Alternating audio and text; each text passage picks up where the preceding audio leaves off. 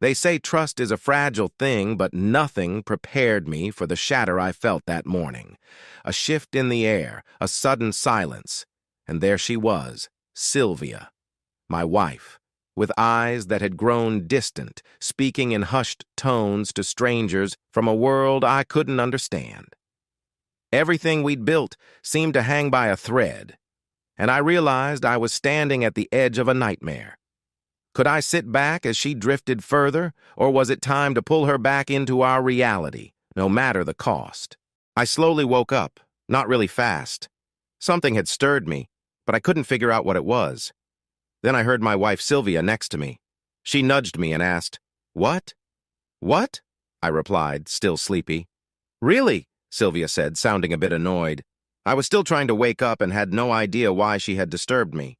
It was clear it wasn't for anything fun. We had been married for about 10 years, and we were past that playful stage in our relationship. Where was I again? Oh, right. I was just trying to fully wake up. "Come on, George," she said. "Get to the point or we'll be here all night." "What do you want?" Sylvia asked again.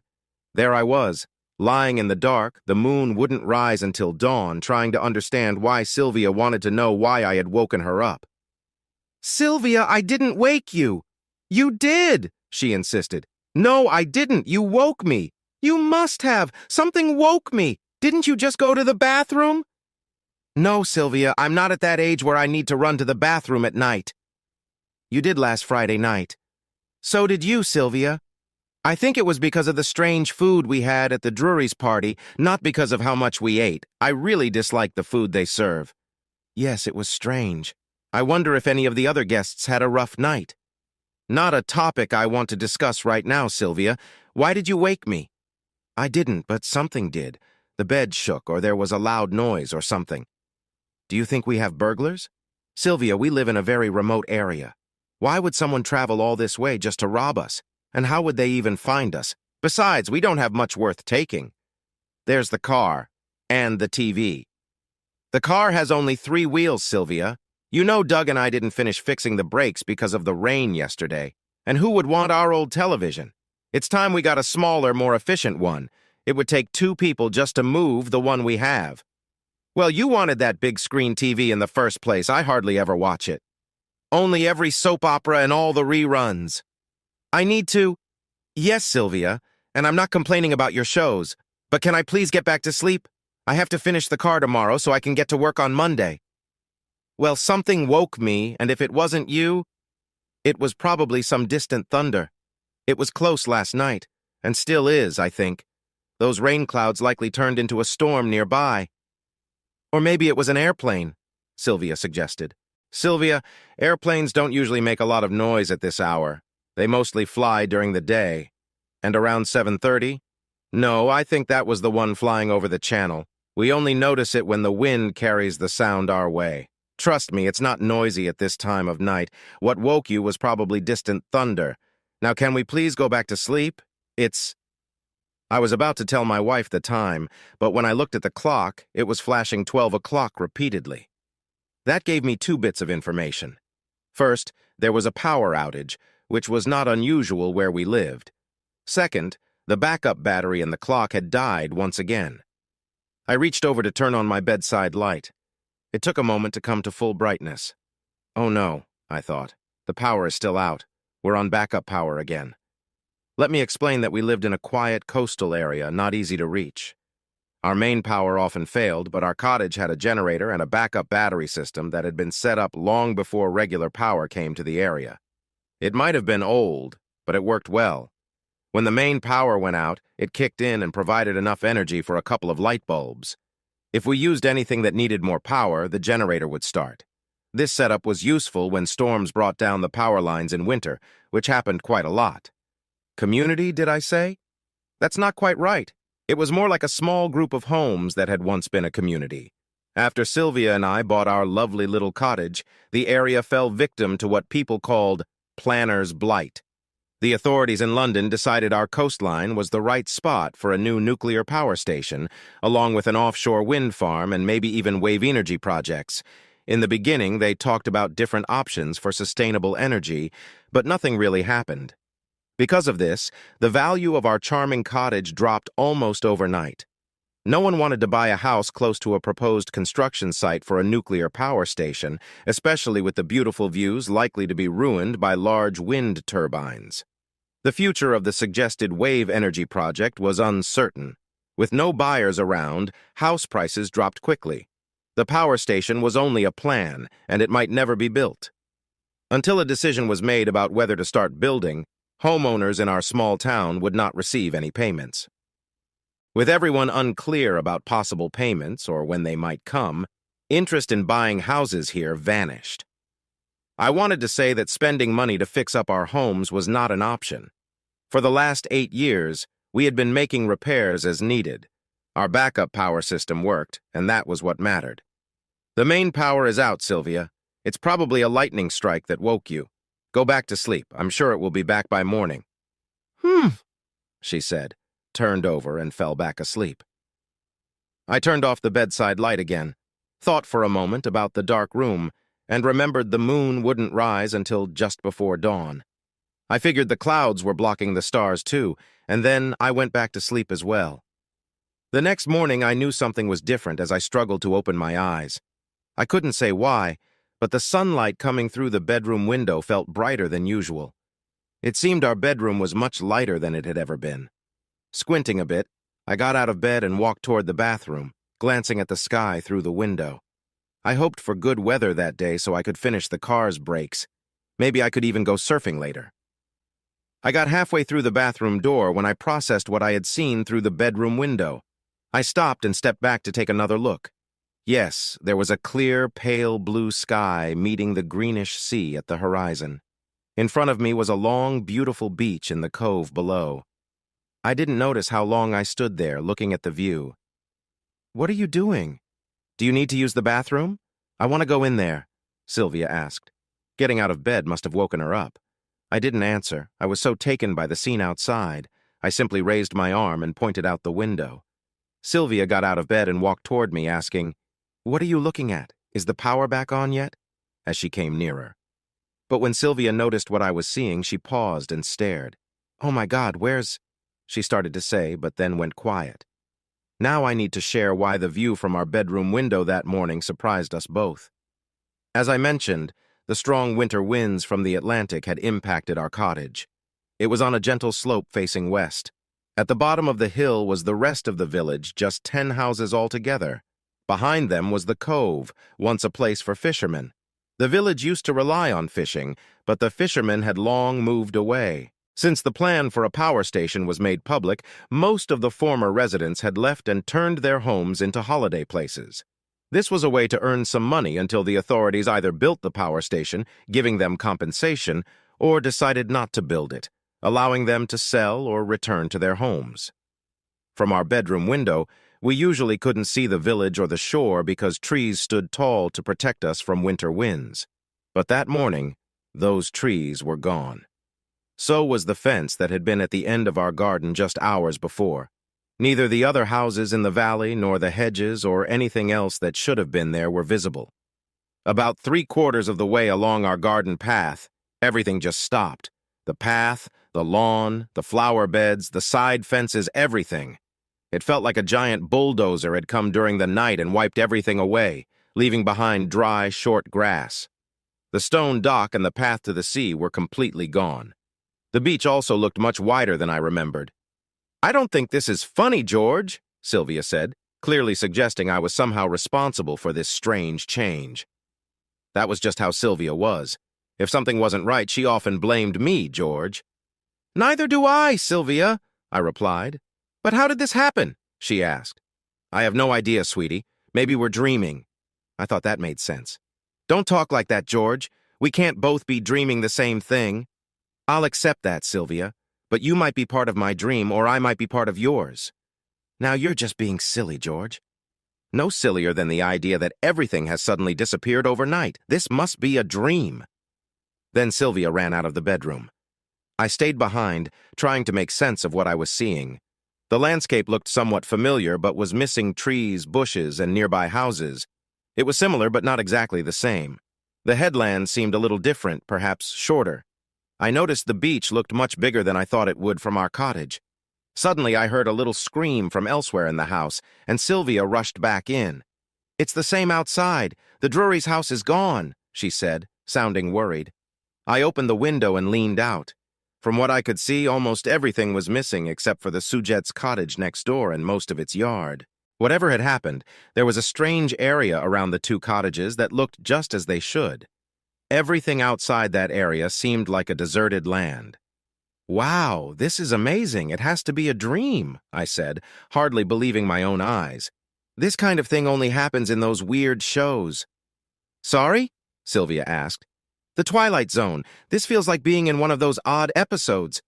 "Don't be silly, George. How could we be in a TV show?" "Sylvia, I didn't say we were. I just meant that it's the kind of situation you see in those shows, totally strange and hard to believe. I'm going outside to figure this out." "You should get dressed first, just in case there are cameras out there." I glanced at my wife, but didn't answer. However, I put on some clothes. Sometimes it's wise to be cautious. Still, that comment about cameras seemed odd. Besides, there wasn't anywhere outside big enough for a camera crew to hide. Even so, I did get dressed. I didn't expect to find a camera crew outside, but since Doug and Rose's cottage next door was still there, I figured they were probably around. Once outside, I looked over the front garden and walked out of our gate and down the path what was left of it, until I reached the place where everything changed. For some reason, getting close to the Drury's garden gate across from me felt like stepping into a different world. As I approached the boundary, I bent down to take a closer look at the dried grass on the other side, and suddenly bumped my head on. Nothing happened, but thankfully it was gentle. I reached out my hand and felt an invisible barrier right in front of me.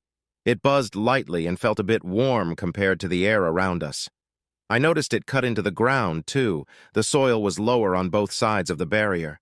My mind raced with thoughts, and I soon realized that everything on my side of the wall seemed to be inside a sort of energy bubble. "A ball," I said aloud, surprised at my own thoughts. "We're inside a ball of impossibility." "A what?" Sylvia said sharply, causing me to jump. I hadn't known she had followed me outside. "Look, it's round, like a ball. It's probably dome-shaped above us and a full sphere beneath because it sinks into the ground. It's unbelievable," I explained. I felt a bit better for naming what I saw. Sylvia, though, looked confused about what I meant. "What is?" she started to say as she stepped forward onto the rough grass, but then bounced back from the invisible barrier. For a moment, she appeared surprised and puzzled, but her voice carried a hint of annoyance when she spoke. "What was that? Why didn't you tell me?" "I thought you saw me," I said, as I bent down to help Sylvia back on her feet. "That's your problem, George. You're always thinking instead of acting. You could have warned me that it was there. What is it anyway?" "A ball of impossibility? What on earth is that?"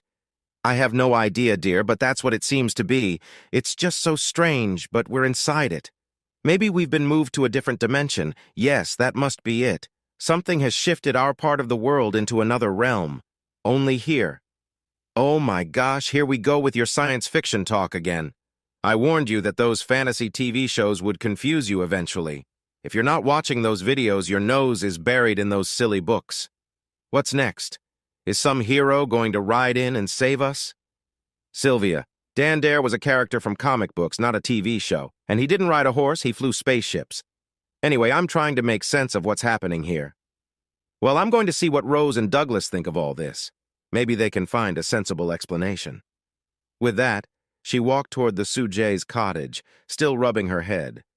I followed behind, curious to see what would happen. I was pretty sure the Sujets were still asleep since they usually stayed up late on Saturdays. Doug often bragged about their late nights, and most Sundays they didn't get up much before 11. Rose opened the door in her housecoat and asked Sylvia why she had bothered them at this hour. Then she fainted when she saw what was happening behind Sylvia. Sylvia quickly covered for Rose just as a tired-looking Doug came out, wanting to know what all the noise was. "What the?" Doug said, stepping over his wife and looking at the hill behind me. I'll skip the next 10 minutes. They were mostly repeating what I had already said. Doug had a more logical take on things than Sylvia did. I gave Doug a brief explanation of what seemed to have happened. I said, "It's like we've been pulled into another dimension." Doug looked at the hill and then walked to the side of his cottage to get a better view of the valley and beach below. Then he said, "No, I don't think so. I believe we've traveled through time somehow. Look at the headland and the shoreline. They've both changed. If we were in another place at the same time, wouldn't they be similar? Or close enough?" "Good point, Doug, but maybe we are in a different time and place," I said. "Yeah, that's a thought," Doug replied. "Will you two stop chatting and help me bring Rose back inside?" Sylvia interrupted us.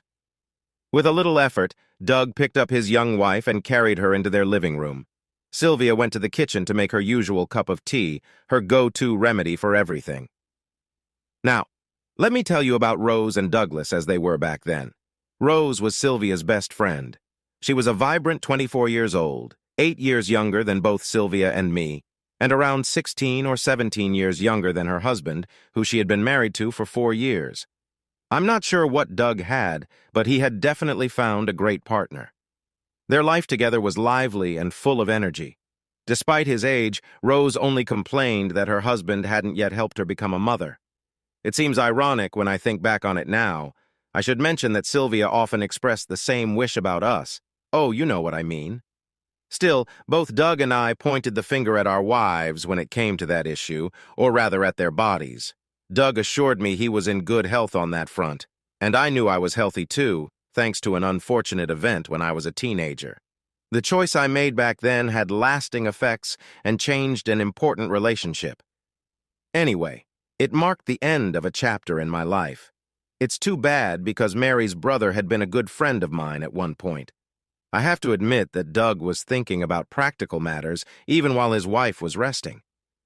I was still trying to understand what had happened and why, while Doug thought about things I hadn't considered, like how much air was in the bubble and how much food and water we had. These are not usual topics in science fiction books and shows, but they often come up in disaster movies. After Rose came around from her fainting spell, we were outside again while Douglas worked on figuring out the amount of air in the sphere. Doug believed sphere sounded smarter than ball or bubble, when Rose pointed out 2 small dots in the eastern sky. I should mention that until that moment we hadn't seen or heard any birds or animals outside the dome, so we watched closely as the 2 dots grew larger as they got nearer. Soon we realized they were 2 crafts of some sort, obviously heading toward us. When they got closer, we could see that one was about the size of a bus, lying on its side, while the other looked like a delivery van. Both had shiny surfaces, rounded corners, and no visible windows. There were no wings, exhausts, or spinning blades, nothing we typically expect from flying vehicles. The larger craft came to a stop about 200 yards from the sphere and hovered at the same height above the ground. The smaller craft flew around the sphere, making us feel a bit dizzy as we watched. Then it landed on the slope of the hill. If the road had still been there, it would have been right in the middle and about 50 feet from the invisible wall of the sphere. The larger craft then moved closer and landed near the first one. As I said, we had heard no engine noise and saw no signs of how they flew. The 2 crafts seemed to float without any support, even when they were on the ground. "Are they checking us out?" "Do you think we should go get the shotguns?" Douglas suggested. "We don't know what they want." "Doug, what good are our old shotguns against whatever technology they have?" George replied. "Good point, George. No need to make them angry." Just then, a door opened on the side of the smaller craft, and 2 very tall men stepped out. They talked quietly while looking at us. One of them walked over to an invisible barrier and stopped about 10 feet away. He was big, I noticed right away. Up close, he seemed to be at least 6'4", maybe even taller, standing out among us. It was clear he looked impressive, as shown by the comments from Sylvia and Rose. With broad shoulders and a slim waist, he walked closer to the sphere's barrier, examined us for a few moments, and then said something, but we couldn't hear him. I cupped my hands around my ears, and he seemed to understand, nodding and smiling. Then he started pacing back and forth as if having a conversation with himself. When he turned, we could see he was wearing a device on his right ear, similar to what Lieutenant Uhura used in Star Trek, but smaller, more like older Bluetooth devices. Eventually, we figured out these were personal communicators, and all the crew members had them. For a while, he looked like he was in a serious talk with someone, shown by his gestures. After a moment, he smiled at us again and gave us a thumbs up. He stepped closer to the invisible wall, pressed a small device against it, studied it for a bit, and then continued his conversation. In moments like this, you wish you could read lips better. This was one of those times. He gave us another thumbs up. My attention shifted to a door opening on the side of the larger craft. Several men climbed out and started unloading equipment. When I looked back at the first guy, he had moved away from the wall and was searching for a spot where the ground inside the sphere was level with the ground outside. I figured this out from what happened next. A few of the men carried a large door, complete with a frame, and placed it against the invisible wall at the spot the first guy had chosen. Then, they stepped back and signaled for us to move to a safe distance. Once we were behind my garden wall, there was a bright blue flash around the edge of the doorframe, followed by a loud bang that almost deafened us, and a whistling sound. The big guy looked puzzled for a moment and started pointing at his ears and touching his nose. Soon, they all began doing the same. Their actions confused us until Douglas suddenly shouted, "Pressure change! Hold your noses and keep swallowing!" Understanding hit me quickly, likely because I had flown in unpressurized planes when I was younger. But Douglas and I had to explain to the girls what was about to happen and what they should do.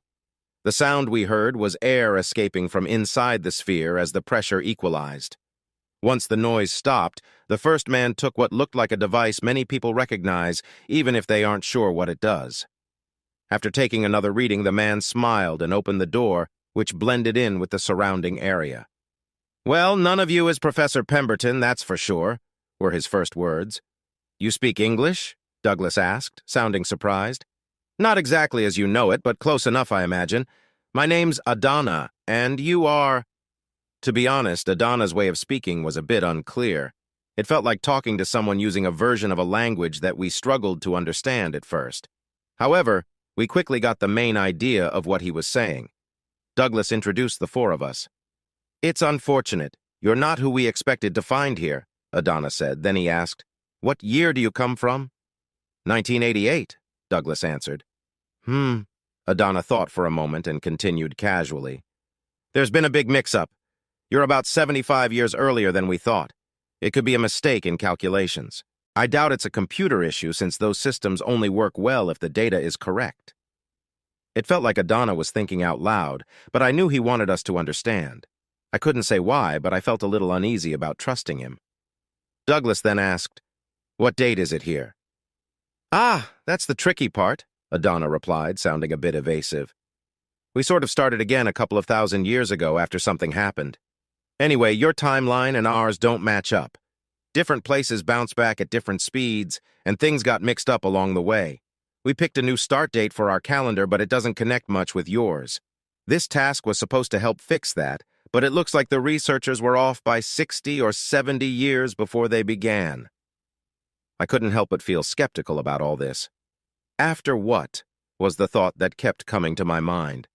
Adana was unclear about something happening in our future, and I didn't understand why. From that point on, I felt cautious and unsure about our visitors and everything they said. Our conversation went on longer than I've shared here. Adana kept us focused and away from what was happening around us for a bit. I have shortened it to give you the main points. While Doug and I were chatting with him, Adana moved deeper into the area, and it looked like at least 4 of his friends followed him. I didn't notice they were inside until they started talking to Sylvia and Rose. They seemed quite interested in them. I said, pointing. "That's our wives your friends are talking to over there." I thought a quick look would make Adana aware of what was happening, but his response surprised both me and Doug. Yes, I'm sorry, but marriage isn't a thing in our time. Not for thousands of years. I know monogamy was normal for you, but it isn't for us. We believe in free relationships now." "Well, we also believe in free relationships," Doug said. "But once partners choose each other, being faithful is expected. It's wrong to go after someone who is already with someone else. Maybe you should send us back home soon, or things could get uncomfortable." "I wish I could, but we need to find out what's causing this time mix-up first." "Never mind. You won't be here longer than necessary." "The way they're chatting over there, it seems like we might have overstayed our welcome," Doug replied before walking over to his wife. "Rose, can we talk privately for a moment?" As Rose hesitantly stepped away, the four guys gathered around Sylvia. They were acting like moths to a light, or maybe like a group of curious onlookers. That made me call out similar words to Sylvia. Reluctantly, Sylvia left her friends and came over to me. "I'll talk to my team, but I can't promise anything," Adonis said as he walked toward the four guys. I took Sylvia into the house so we could speak alone. "Why are you acting like this?" I asked. "I don't understand what you're upset about," she answered, pretending to be innocent. "Please don't play games with me, Sylvia. You know exactly what bothers me. You talking to those guys outside." "What do you mean? I was just being friendly. They're nice." Sylvia sounded irritated by my reaction, and it may have affected her next words. "Attention-seeking people, you mean?" I found myself venting. "Honestly, I'm surprised. No, I won't go there. But their interest was clear as soon as they saw you and Rose." But what she said next truly surprised me. "Can I help it if strangers find me more interesting than my husband? Besides, one of them might offer what you don't." Hearing that made it hard for me to stay calm. "Sylvia, are you saying that I haven't kept you happy? In the way you need?" Her face softened a bit. Maybe she realized her last comment was too much. "No, George, you've been a great husband," she said quickly, then added, "But you have to admit, not much has been happening in our relationship, and my time is running out." Trying to regain my composure and prevent our argument from getting worse, I used my usual reply when she mentioned time running out. "I've told you before, Sylvia, that's not my fault. There must be another reason." "That's not true, George. After all our efforts, I should have had many children by now." I thought about bringing up my past relationship, but I decided to hold back. Sylvia had always felt uneasy when I talked about my old girlfriends.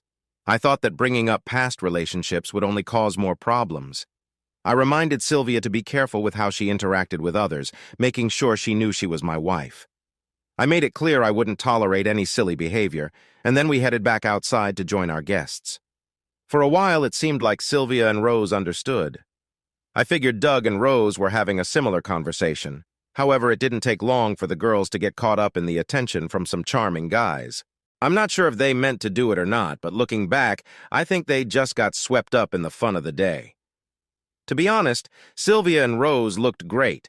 They were used to getting noticed by people at the beach, but these guys were different. They were like movie stars. Honestly, they made Doug and me look plain in comparison. Meanwhile, Adana and another guy appeared and kept Doug and me busy most of the day. This guy was a historian and asked us lots of questions about recent history, including the World Wars and other events up to 1988. Strangely, they seemed to think the USA was still a British colony, and they were surprised when we told them it had been independent for over 200 years. To our surprise, they didn't seem to know what a republic was and insisted there must be a royal leader. Now that I think about it, I wonder if they really knew as much as they claimed. At one point, Doug, Adana, the historian, whose name I can't remember, and I went into our cottage so I could make some tea. That's when the fun began. I accidentally filled the electric kettle instead of the gas kettle because there was no water from the main supply anymore. Then I switched it on. What happened next was surprising. My old Lister diesel generator roared to life in its little shed, breaking the quiet with its loud sound. The sudden noise caught everyone's attention, even the guys who had been trying to talk with the girls. They all gathered around the door of the generator shed while I explained how the generator worked. The history buff in the group seemed to know a bit about engines. Everyone understood what a generator was, but the steady noise of the Lister really intrigued them. Doug and I were glad that this moment gave the girls some space from the guys, and Sylvia ended up making the tea. As we enjoyed our tea, we talked with Adana about what we would need right away since he mentioned it could take days or even weeks before we returned to our own time. First, we needed fresh water, and then, of course, food. Adana used his communicator, and within an hour, another large ship arrived, bringing a big tank of drinking water. The crew came over to look at the new arrivals for a while before leaving again. Soon after that, Adana gathered his team and told us they would return the next morning before leaving in the larger of the two ships. However, 2 other men stayed with the smaller craft, and it wasn't long before they came into the area and started hovering around Sylvia and Rose. "What's up with these guys?" Don't they have any women of their own? Doug asked me quietly. Looks like not, my friend. I want to fix this situation. Doug looked worried. Calm down, George. They're grown men, and it seems they all have something on their belts. Yes, I saw that too. I need to talk to Sylvia later. I plan to have a serious talk with my wife when I can. Rose knows not to cross me. I wondered, what have I been missing about Doug and Rose's relationship? What do you think about these guys, Doug? Why did they bring us here? What do they want? I'm not sure, George. They said they didn't mean to bring us. They were looking for that guy. Pemberton, right? I can't remember, but they said they thought someone else would be here, not us. Why would anyone from... We still don't know what time period we're in, Doug said thoughtfully. To change their history, I guess. What other reason would there be for bringing someone from the past? There's that odd historian. Maybe he's studying the 20th century. Studying something for sure, but I think there's something off about him. He says he's looked into that professor. Then maybe the professor creates something really important in the future, and these guys want to stop him, I said. I once read a sci-fi story with a similar idea where someone came from the future to prevent an important invention. But maybe they want to make sure Pemberton does make an important discovery. What if he's one of their ancestors? Doug suggested. Regardless, messing with the past could lead to big problems. Well, that's what they say in all the stories. What stories? Doug asked. Well, the science fiction stories. It makes sense when you think about it. Yeah, I guess it does, Doug replied, but he didn't sound very sure. I think we should figure out what they really want. But be careful, George. I get the feeling these guys aren't as nice as they seem. Nice? They're full of themselves. Just look at how they act around other people's partners. Let's just keep our cool for now, George, until we know what's really happening here. That evening, the two of them took the hint quickly and returned to their project. They were not as pushy as the four guys who had been around the girls earlier. I started to wonder if Doug's question about rabbit hunting made any difference. They seemed completely puzzled by the idea of a rabbit. The mention of hunting and eating made one of them look uncomfortable. That's when we learned they only ate vegetarian food. Soon after, we noticed that the reason we hadn't seen any animals was that there were hardly any around. The two guys hesitantly named a few creatures we assumed were wild animals, but assured us they were very rare in this area. There were definitely no farm animals. Maybe that was why they ate only plants. There wasn't any meat to be found, not even rats or mice. Later, outside, we spotted a few large spiders that quickly hid when they noticed us, and some beetles. They were big beetles, or maybe cockroaches. I didn't look too closely. But it was clear that no matter what had happened to the world, those creatures were still alive.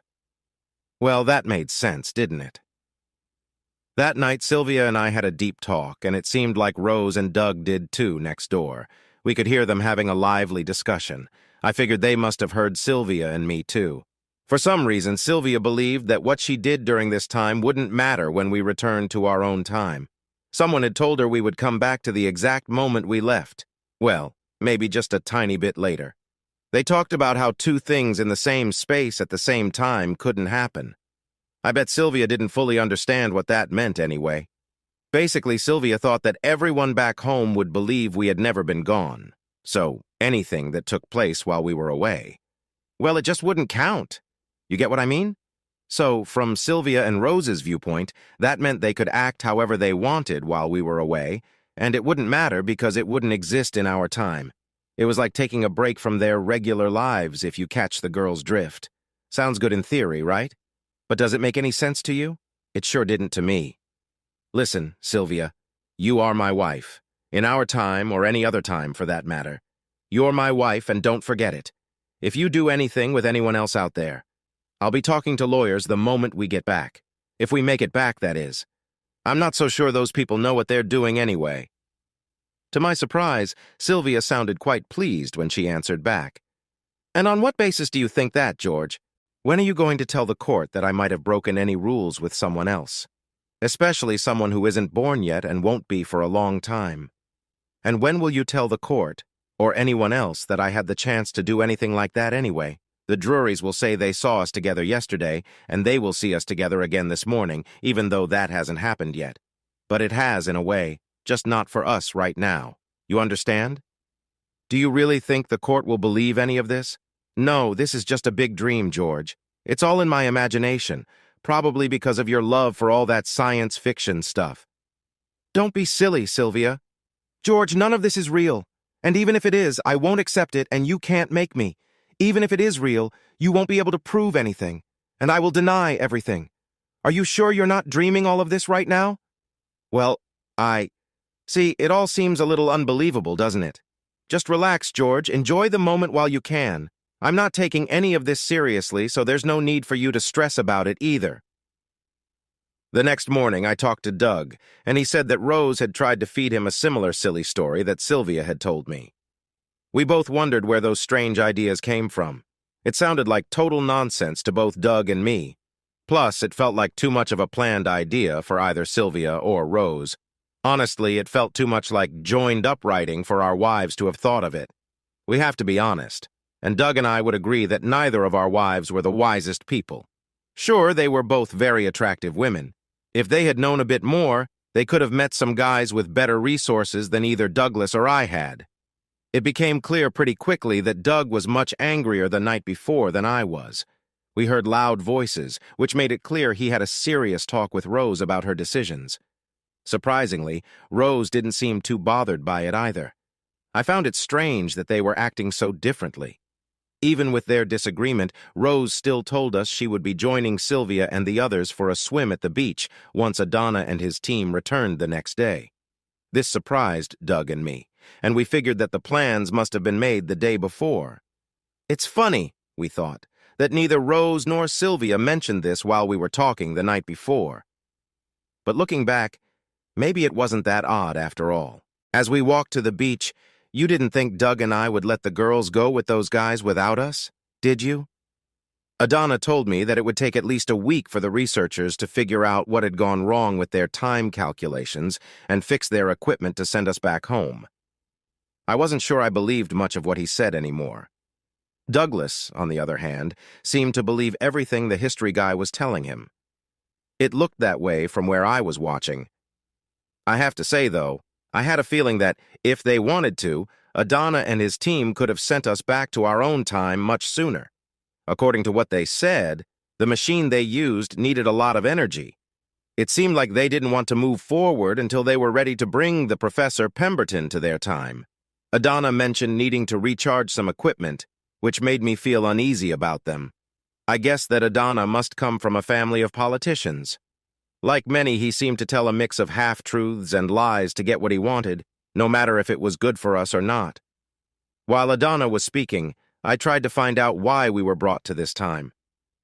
Doug was also trying to get more information about their plans for Pemberton.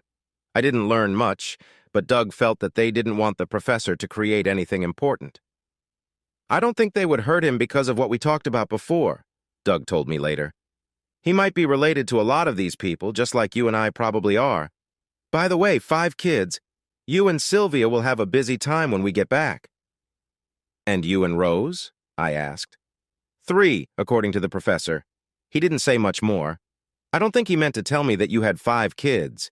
Your family line seems very important to them, and they want to make sure you go back home safely.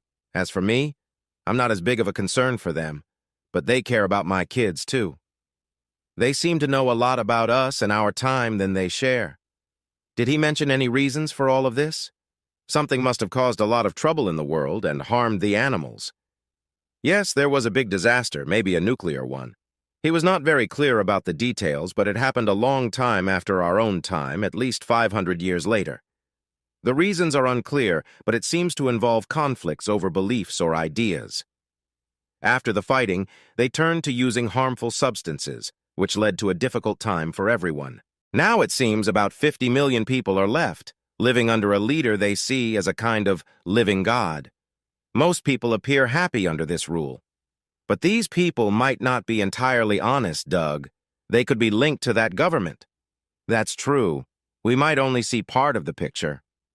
I'm not completely at ease with this group, I said, pointing to the 4 people on the beach with our friends. Me neither. But maybe we will understand better once we reach the city. They're taking us somewhere else. I think they don't really want to, but they are worried about our safety out here. They mentioned there are some wild animals around. There might not be many, but it's enough for concern. Plus, it's hard to keep us fed and cared for here. Around this time, Doug and I thought it was a good idea to go join the others in the water. We felt it was time to be with the girls again. At first, I wondered if the four could swim. They looked unsure and careful in the water. It was clear they were not used to the surfboards we had brought along. Initially, I was skeptical, thinking they were just pretending, but watching them struggle in the waves made me think twice. The water seemed to scare them until they started to feel more comfortable thanks to Sylvia and Rose. Doug and I decided it was time to jump in with them. Once we were all in the water, the girls seemed to forget about the four people. Although the newcomers started to feel more confident, they still hesitated to go further out. One of them even tried to surf with Rose's help, but we had to step in when he got into a bit of trouble. After that event, we moved to the shallow water to feel safe. "Did you see the others?" Doug asked while we waited on our boards for a wave. "What others?" I responded. "Adana's group. They have set up around the beach." "Keeping an eye on us, I guess," I laughed, knowing we couldn't escape. "No, they're looking inland. They are protecting us from something." "Or someone," I suggested. "Could be. That's probably why those two guys stayed behind last night. I noticed that whenever we leave the area, they get restless and the others spread out to look around. They might be worried about animals, or there could be other groups nearby." "You think so?"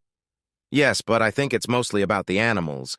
They seem calm when we are inside and the door is closed, which means the trouble could be outside. After all, other people might just come in if they wanted." "You have a point, but we shouldn't jump to conclusions." That's why I shared my thoughts. "Oh, look, a big wave is coming. Paddle, George." With that, Doug leaned forward on his board and paddled. It was the biggest wave of the day, and Doug and I rode it all the way to the beach before it broke over us. After that, we swam back to help the girls who had fallen off their boards. I wouldn't say it was because of a lack of skill. Sylvia and Rose are just as good at surfing as Doug and I. Falling off happens to everyone. Surfing that day made us feel good about ourselves. It also helped that the other four could not keep up with the girls when it came to talking about surfing. They seemed puzzled by why anyone would take such risks. To them, being out in deep water felt like a risky choice. For a while, surfing brought back memories for Sylvia and Rose of why they had picked their partners, so they stayed close to us for the rest of the morning. Adana's group provided lunch that day. We noticed they didn't take any of our food and seemed a bit uncomfortable when we ate, especially the meat. The meal was brought down from a larger boat and set on the table. Not everyone from Adana's group joined us. They seemed to eat only liquid food that they shared among themselves. Doug tried some and remarked that it didn't compare to a good beer or soda. After seeing Sylvia's response, I decided to skip it. Lunch included some fruits that looked strange to us. Most of the food from Adana's group seemed to be fruit. But Sylvia and Rose noticed flavors like those of fruits we knew. Doug and I exchanged shrugs as they named yet another. I have to say, one big berry did remind me of strawberries, even if it looked quite different. As we ate, Adana told us that we would be taken to the city for practical reasons until they resolved a mix-up with their time. Doug and I noted that the city was always mentioned in the singular. "Just one city for the entire country?" Doug wondered later. "Well, you said there are only 50 million people left in the world, Doug. That's even fewer than the population of the UK when we were there. They might only need one city for each country." "Or continent," Doug added. "I wonder how long a society can last with only 50 million people," I asked. "Well, it must be working since they're still here, right?" "But who is in charge out there, Doug, and why are those folks always on guard when we're outside?" Adana and the history guy watched closely as Sylvia and Rose emptied our fridges and freezers. They couldn't stay without power for long, and my small generator wouldn't last without more fuel. Our hosts didn't really understand what diesel was or where it came from, though I thought the history professor knew but didn't say much, especially not to me.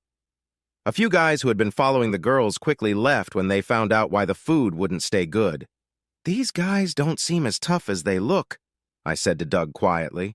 "Are you thinking of testing them if there's trouble?" he asked. "I'd rather not if I can avoid it, but if Sylvia isn't careful, I might have to step in," I replied. "Remember the weapons they carry. Don't get too carried away. We need them to help us get back home." If they can, Doug. I'm starting to have my doubts. A third boat came to take us to the city. This one was set up like a fancy part of an airplane and even had helpers. More importantly, they were the first women we had seen. Doug immediately noticed, why are those guys so eager around Rose and Sylvia? I thought the same. Those women were beautiful. They made every flight attendant or movie star I had ever seen look ordinary. They wore the same yellow shirts as the men, but had longer outfits that looked like short dresses. I also noticed that their legs were covered with tight pants. I wondered why I hadn't noticed those pants on the guys before. Well, I think I know why. The women wore tops that were a bit see-through because of the material. After looking closely, Doug and I thought they were probably wearing some type of undergarment under the leggings. Sounds better than jeans. Well, Doug and I are just human. After we climbed into the craft, the attendants showed us to our seats. The craft lifted smoothly off the ground, circled the area a couple of times, and then headed east. "Who's flying this thing?" Doug asked after a moment. I realized no one was in the front seat. "Computers. I tell them where to go and they manage the rest," Adana answered, pointing to the device in his ear. He then muttered something I didn't catch, and the craft quickly changed direction. "Dartmoor, I believe you mentioned it," Adana said to Doug as we passed over the highest part of the moor. "I noticed you looking at it, Douglas, and thought you might like to see it up close."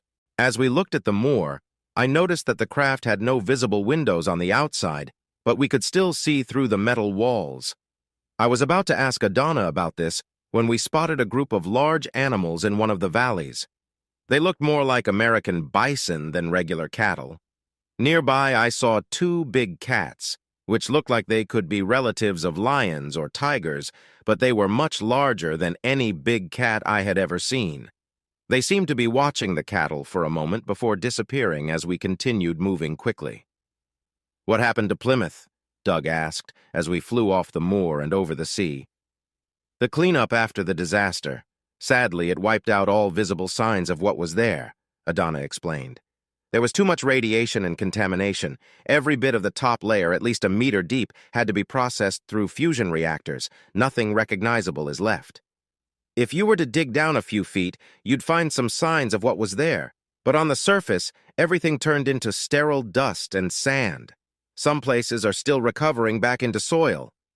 It was all set, but nature takes its time. Jurassic Coast seems to be completely gone, but that was Portland Bill, if I remember correctly. But it's an island," Doug said after a moment. "Natural coastal change, Doug. It's been a long time, you know," Adana reassured him. Then the craft turned north, towards the land. Douglas thought we might be close to where Southampton used to be, but there was no sign of it or the Isle of Wight. As we flew north, we passed over thick forests. It almost looked planned, and maybe it was. There was a clear line where the open land met the woods.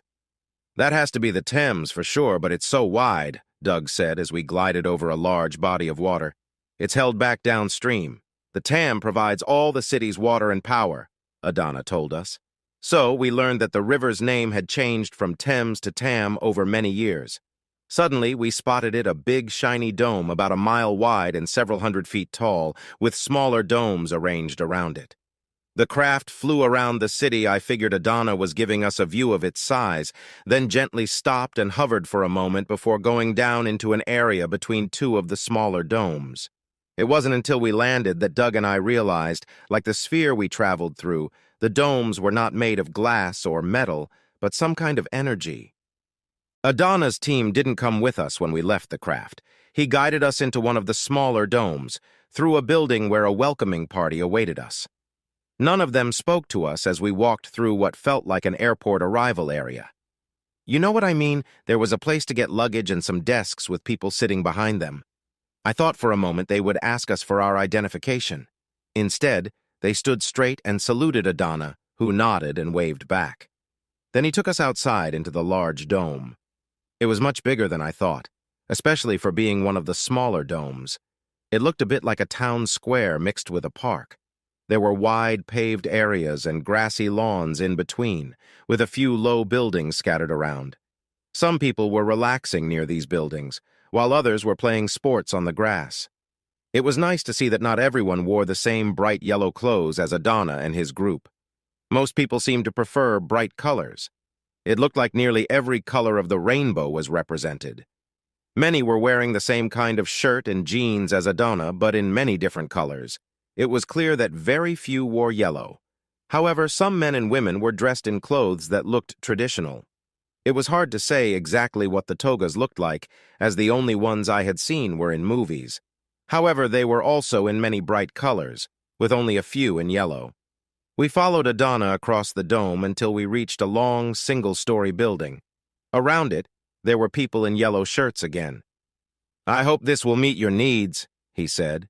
"Most of the city is underground. Our people only use the surface for relaxing, but we thought you would prefer to live up here. It's been set up with everything we think you'll need. If there is anything we forgot, please ask one of your guides," Adana said as he led us inside. There, he introduced us to about a dozen young men and women who would show us around. I quickly realized they were there to help us. Most of them left with Adana, leaving us with a young couple who gave us a tour of our place. To our surprise, there were 4 bedrooms. It seemed to trouble our helpers when we said we only wanted to use 2. They thought we would share the rooms and had to make some quick changes to what they had set up for us. I should mention that Adana had asked us not to bring anything from our previous place except for the clothes we were wearing. This request caused a small delay as the others changed into outfits they thought were appropriate for traveling and meeting new people, which puzzled Adana since he was used to everyone wearing similar clothes. Adana assured us that everything we needed would be provided, and it was. However, the clothes were quite similar, and this caused some dissatisfaction among the girls. There was also a mix-up with shaving supplies for Doug and me, as it appeared our hosts did not have facial hair anymore, but that was quickly fixed. Oh, and the girls realized they needed undergarments too, which was another oversight that took a bit longer to sort out. We all had the same options for outerwear: shirts, which were longer and worn untucked by the girls, and jeans. There were also short dresses for those who wanted to wear them with togas.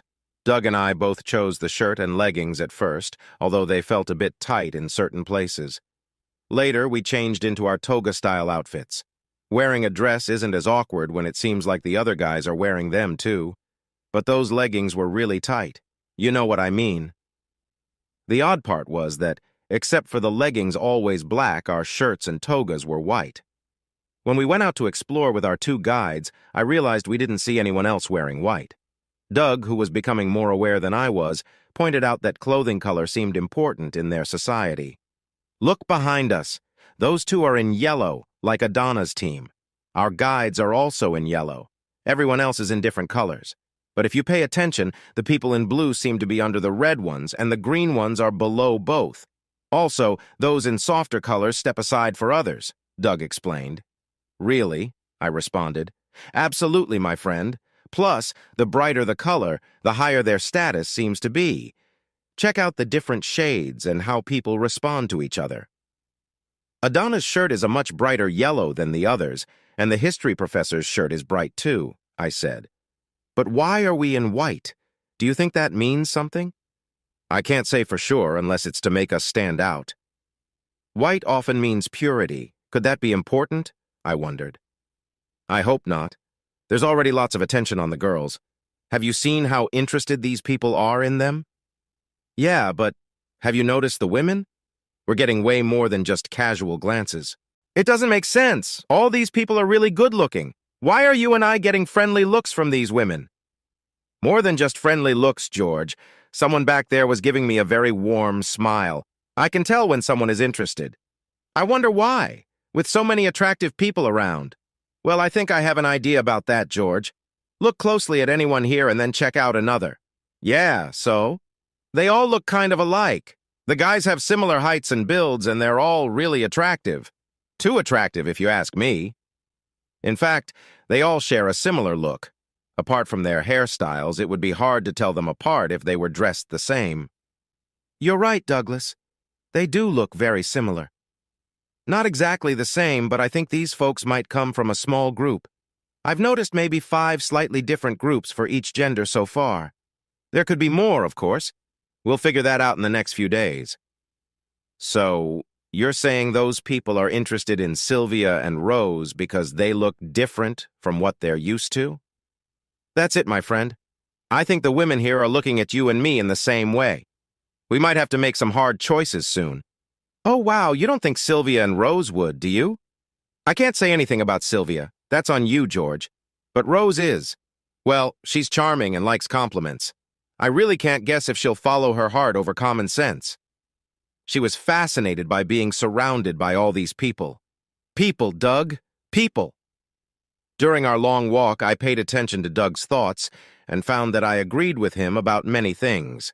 The color of everyone's clothes and the clear similarities among the local people stood out to us. We were taken underground into large rooms that seemed to have been carved from solid stone. Doug and I were puzzled by the source of the light in those rooms. There were no strong shadows. The light seemed to come from the ceiling. Strangely, in those rooms were tall buildings, along with gardens and open spaces. There were larger structures, halls, and places where people gathered, our guides told us. They were friendly but didn't really understand our questions about the light. They just said, "the walls and ceiling," while pointing to them.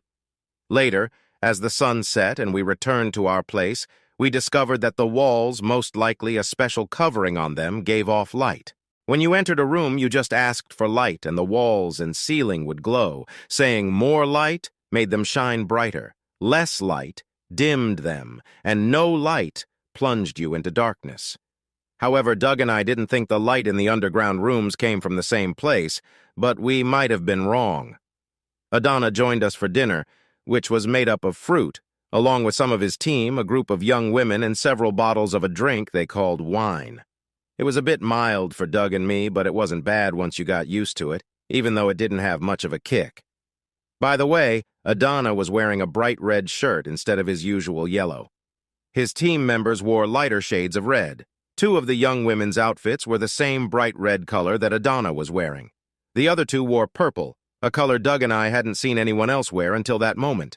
One of them, Sierra, was in a rich, deep shade of purple. Her style was also quite different from the other women's clothing we had noticed. Sierra was captivating, and so was Shays, the other young woman in purple. I felt a bit shy because from the moment Adana introduced Sierra to me, she seemed to be particularly interested in me, which left me a little confused. At first, I thought Adana had brought her along and was giving her more attention than anyone else, including Sylvia and Rose. I assumed they must be close and held on to that idea for a while. Looking back, it was clear that everyone there, including our two helpers, knew about Sierra's feelings. It showed more in their body language than in what they said. As the night went on, I found myself talking to Sierra and Shays most of the time. They were so engaging that I lost track of Sylvia, Rose, and even Doug. When you are with such fascinating young women, it's easy to get carried away. Honestly, I lost sight of my usual self and became a bit more focused on them. I can't remember all the details of our conversation, but it must have been about me, Sylvia, and our lives in the 20th century. However, I realized that on that first evening, I didn't learn much about Sierra and Shays. Interestingly, they reminded me of a pair of close friends I had in school. While Sierra and Shays were not twins, there was a certain closeness between them. They had a unique bond, similar to that of very close siblings. Both girls often finished each other's sentences. Whether it was a question or an answer, it felt like people could guess what the other would say next. At first, it was a little strange, but I got used to it. I hadn't noticed that Sierra and Shays did this too, as I was used to Shirley and Cheryl, the twins from school, always doing the same thing. Later, after our guests had gone home, Doug and I went outside for him to relax with his pipe. Earlier, when he tried to light it, many people watched, like a famous person arriving in a busy city center. By that time, besides a few security guards trying to blend in at the almost empty square, there weren't many people around. "A clear oddity," Doug said after taking a long puff from his pipe. He looked me directly in the eye. "I don't know who that Sierra girl is, George, but she's different. Those two in purple come from a much different background than everyone else we've met." "Really?" I replied, feeling a bit slow to notice things. "Oh, yes.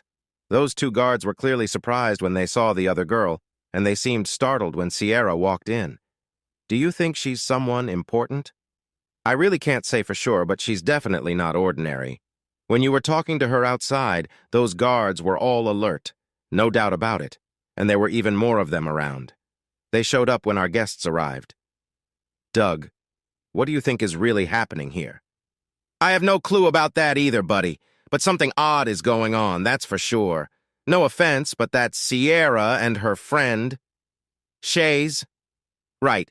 I didn't catch her name since she didn't say much to me, but they were both paying a lot of attention to you tonight. I guess that makes sense. You were really focused on the other guest. I wasn't just doing that. She was asking me about... Wait a minute. You know what? I really don't remember what we talked about. Just like we don't know what our wives were up to with Adana and his friends, Douglas. If you think about it, we were quite clearly distracted tonight. Yeah, we really fell for it, didn't we? They showed us some interesting faces and we got right into it. I don't like this, George. I wish I knew what they were planning. I have a feeling Adana and his friends have not been truthful about that Pemberton guy. I can't explain why, but something seems off. If they get Pemberton to do what they want or not do it, they might already be ahead of us. Not really, no. Think about it this way. If someone invented a time machine and tried to stop World War II by going back to 1925 and quietly removing Adolf Hitler, then there would be no Hitler, no Nazi Party, and no World War II. But there's a problem. It wouldn't actually work. Why not? Well, without World War II, the person with the time machine wouldn't even know who Hitler was. And without that war, there wouldn't be the technology that would allow for the time machine to be built in the first place. I guess that makes sense, I had to agree. So why the sudden focus on Pemberton? I think you and I might be the main targets in all of this. Are you serious? Yeah, it's starting to come together in my mind, not completely, but a little bit. That history person seemed to know a lot about you.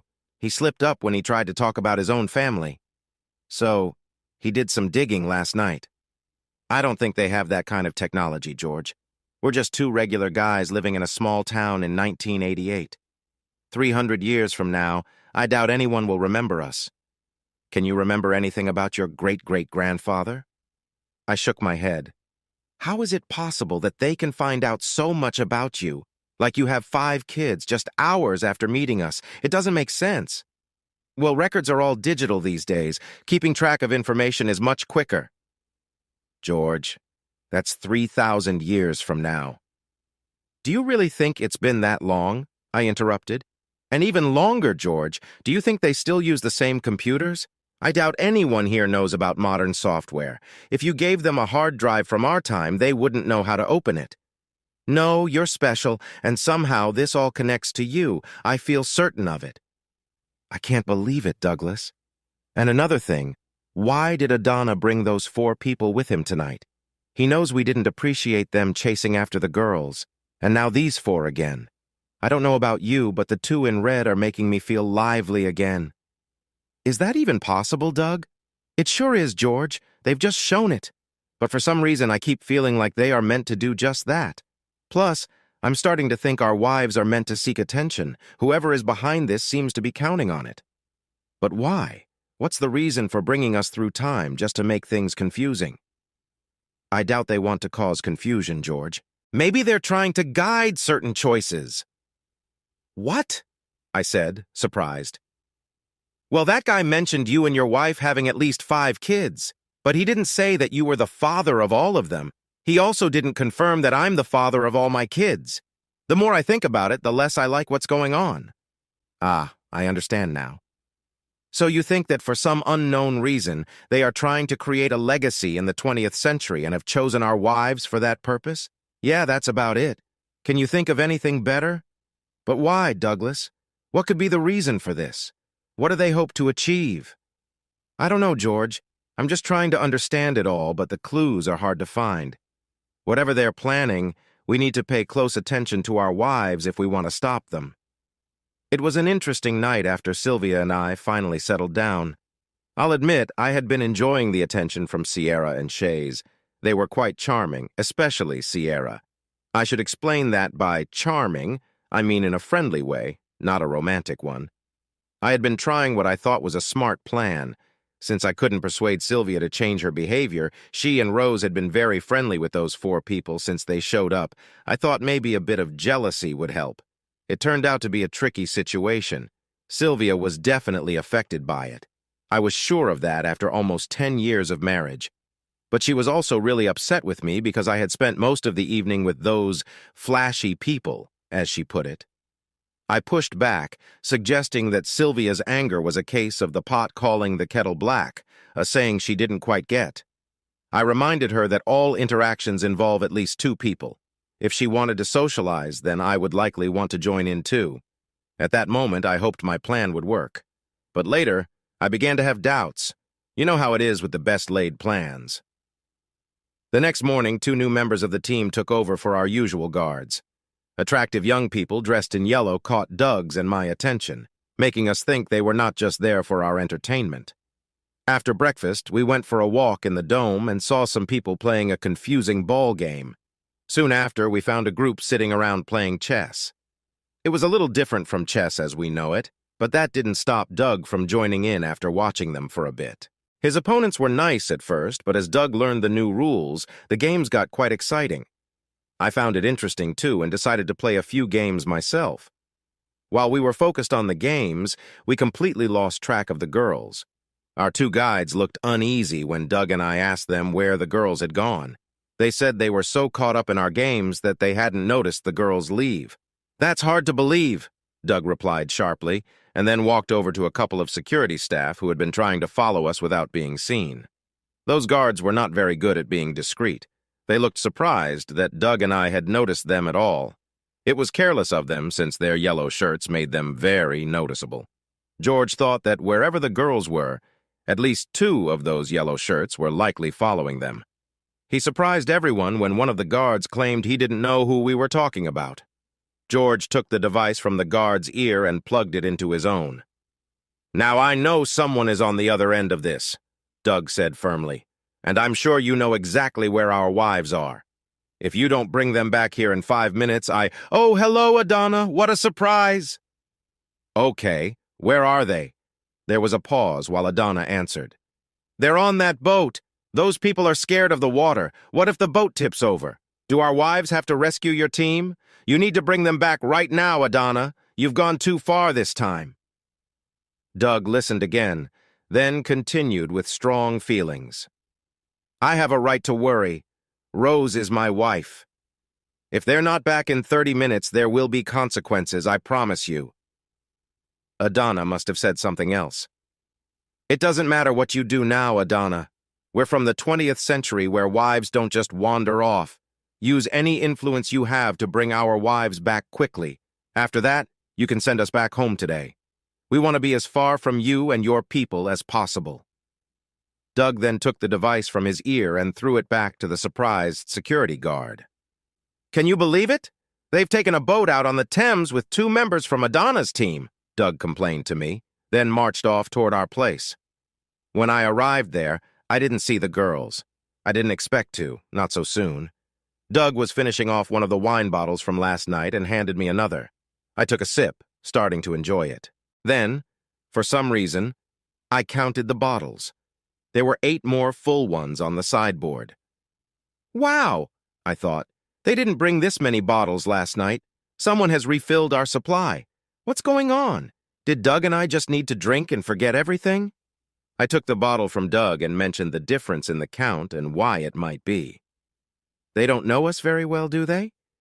"We could drink a lot of this and still stay sober," he said with a smile. "That's if it hasn't been changed in some way, Doug. We don't really know what they are planning here." "Of course we do.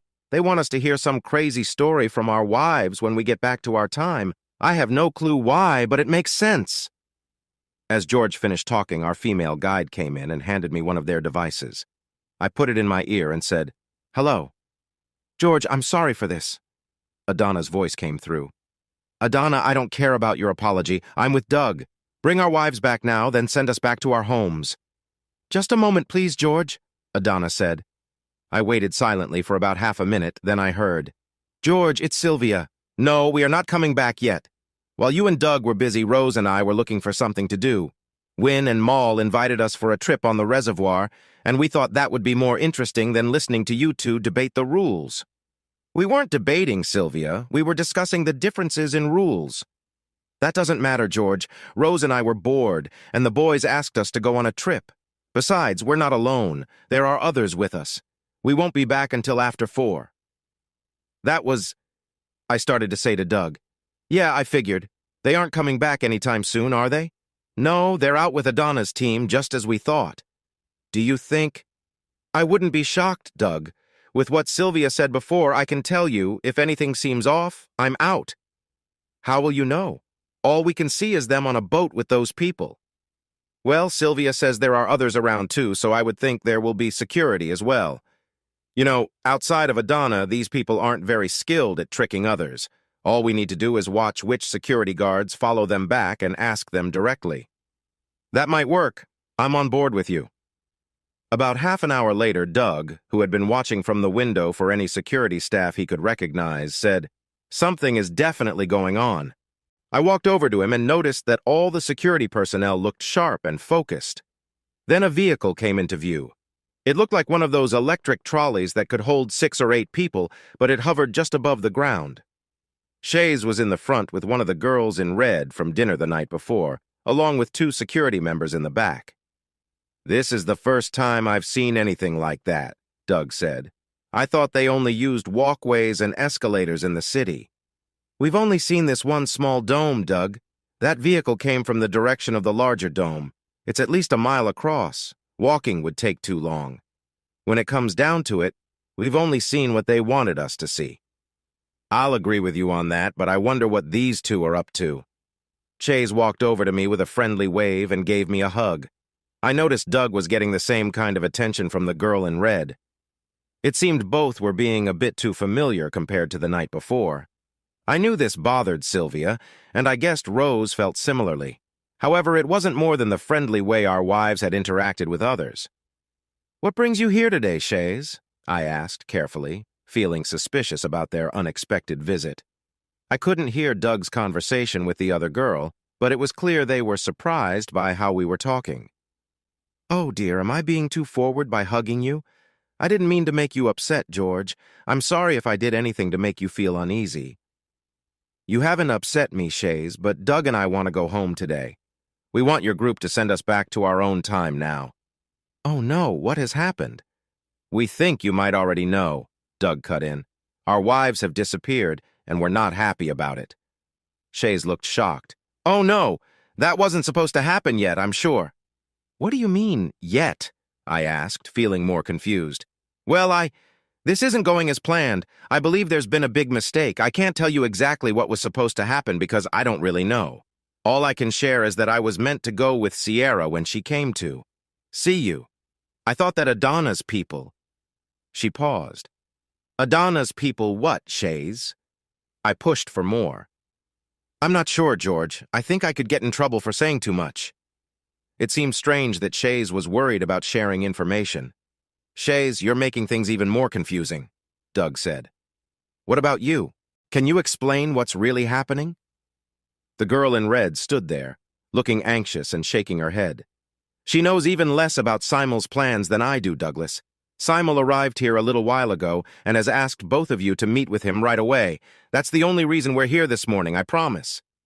"Simel," Douglas repeated. Both Doug and I recognized the name. Adana had only mentioned it a few times. Simel was the name of the leader, or god, that Adana had spoken about. We guessed it had special meaning, which is why it wasn't mentioned often. "We should hurry. Simel doesn't like to wait," Shays said. "And please, George, don't say that I told you anything." "Shays, you haven't told us much anyway." Just confirmed that things were not as we thought. "Lead the way. Let's see what Simel has to say for himself," Doug said to her. Shays nervously took my arm, helping us to a small golf trolley. We sat in the front seats while Doug and the other girl sat behind us. The 2 seemed anxious as we started moving. "The palace," Shays urged, and the trolley picked up speed quickly. I was surprised to see a clear path opening among the crowds of people in the dome who were going about their daily lives. The people in yellow outfits caught my eye again. The trolley entered a short tunnel and then emerged into a huge dome that was much bigger than the ones we had seen before. I noticed that many people wore different shades of red with a few in purple, all watching us as we passed by. Some even nodded at us. I looked at Shays and was surprised to see her looking a bit shy, which was unexpected for someone used to being recognized. As we got closer to the center of the dome, the buildings around the lawns and plazas suddenly stopped. We went through a large park filled with trees that were unlike any I had seen in the other domes. This park was almost empty of people. Well, almost. I spotted a few yellow shirts here and there. Eventually, the trolley slowed down and stopped in a stony courtyard in front of a large plain building that seemed to be built in the international style of the 1930s. Shays got out and I followed, as did Doug and the young woman in red. I was too busy looking around, trying to figure out why this place was called a palace. It looked more like one of the older office or apartment buildings found in London. The entrance reminded me of my old school built in the 1930s. Sierra hurried down the few steps to meet us, but just then Shays started to cry. Sierra seemed ready to greet me warmly, just like Shays had earlier. But when she noticed Shays was upset, she quickly turned to hug her. While hugging Shays, Sierra looked at me as if she wanted to know why I had upset her friend. It felt like she was disappointed in me. "Don't look at me like that. I didn't cause any of this," I said. "Sorry, I know it looks bad. Anyway, Simul is eager to meet you. Please follow me," Sierra said, taking Chase's arm and leading us inside. Surprisingly, there were no people in yellow shirts around. A couple of people in purple nodded respectfully to Sierra as we passed by and climbed a broad staircase to the next level. Sierra stopped at a pair of large wooden doors and said, "Please go in, George. Simul is waiting for you." As I walked toward the doors, they opened by themselves. I heard Sierra telling Doug not to follow me as the doors closed gently behind me. The room was a large hall meant to impress with its size rather than its decoration. In fact, it was quite plain, similar to the main assembly hall in my old school. At the far end, seated on a large chair that somewhat resembled a throne, though it was not fancy, was a woman dressed in the same bright purple toga that Sierra wore. She said, "Come closer, please, George," in a kind voice. As I moved closer, I noticed she looked about 30 years old, but I could tell she was much older than she seemed. "Good afternoon, Your Highness," was the only greeting I could think of. "Oh, please don't be so formal, George. You know as well as we do that we're just regular people like you, Douglas, Sylvia, or Rose." "Who is in charge here?" I reminded her. But I thought, and it doesn't seem to have stopped you from using the royal we, does it, Simul? I decided not to say that out loud. "Someone has to do it, George. Not because we want to. That is the first rule for a Simul. They should not want the role." "I don't understand, Your Highness." "No, you're a man. I didn't think you would understand without knowing our background. You may call me Kay when we are alone, George, but always refer to me as Simul to others. Avoid any gender terms, please. Now come, we will try to explain," she said, standing up and taking my arm like Shays had done earlier. Kay led me through a door into what I thought were her private rooms, which looked much like our temporary space. There was nothing special about them. "George, a long time ago our society decided that if someone really wanted to rule the world, they are the last person who should be trusted with that power. Power can change people, and too much power can change them completely." "I've heard that saying before," I remarked. "Yes, it's an old saying and the foundation of our society. Each Simul chooses her successor, always a woman, and one who does not want the position in the first place." "You must be joking. Surely someone has pretended to not want it when they really did." "Some have tried to trick the system naturally, but none have succeeded so far. It's very unlikely that anyone ever will. We have checks and balances in place that most people will never grasp. We've even had a few men try to pretend they are women to make themselves eligible. I'm sorry, but our bodies make it hard to hide the truth before it even begins. That has caught your interest, hasn't it? We'll explain more about it later. In a way, that's why you are here. At least, that's what we think." "Sorry if we're confusing you, George. We always knew this would be tough. You might be wondering why we brought you here. The truth is, we are not entirely sure ourselves. History tells us you came here, stayed for a few days, and then returned to your own time, but we don't know why exactly." There was something strange about how Simul spoke. Even though her tone was easy, she paused often as if she was thinking carefully about what to say next. Her words felt a bit stiff and out of sync. "We know why you are here, but at the same time, we don't. Maybe you'll understand when it's time for you to go back. Can you explain who Thomas is?" "Thomas? Who's that?" Simel took her time answering as if she wasn't sure whether to tell me who Thomas was. It seemed like she hesitated, but finally she chose to share some information. "Oh yes, we're confusing you again, aren't we? I'm sorry, this is tough for us. Thomas is someone from your future and our past, kind of like Professor Pemberton. Pemberton, I think Adana mentioned that name. She, George, Jean Pemberton is your great-granddaughter, or she will be someday. Oh dear, I hope we shouldn't have told you that yet. Maybe you could check that with Thomas, too." "You're making me a bit more confused, Simel. So if Jean Pemberton is going to be my great-granddaughter, then Thomas must be my grandson or great-grandson, right?" "Well, we aren't entirely sure, but you might be thinking in the right direction. This is quite awkward for us, George. There are some questions we cannot answer right now, and some we simply do not know. You didn't tell Thomas after all. But in time, I believe you will find the answers yourself. What we can share is all written in Thomas's notes from your visit here. We have kept those notes for many years. They guide us on what to tell you and when." "That makes sense. I guess the history person who was with Adana must have a book or diary from Thomas from long ago, and you are trying to make what is in the diary come true. Am I right?" "You have the main idea, George. But you, Sierra, Shez, and your children have been part of stories and legends for many years." "Sierra and Shez? Yes, they are connected to you and have 5 children together." "Both of them?" "Yes. Oh, I know that being with one person is common in your time, but it seems you have a different way of living. According to Thomas's notes, they together have 5 children." "And what about Sylvia?" "She stays here, as does Rose. Myra, the girl who was with Shays this morning, will return to your time with Douglas. We think they have 3 children. Thomas was not very clear about some details on purpose." "Oh no, we can't just leave Sylvia and Rose here. We can't take 3 new people back to the 20th century. They are important to us. I care about Sylvia." "You do not leave Sylvia. She will leave you, or so we think, and—" Simel suddenly stopped speaking. I could tell she was thinking hard. After a long pause, she nodded and continued. "No, I think it's too early to share this with you. We need to let history unfold as it should.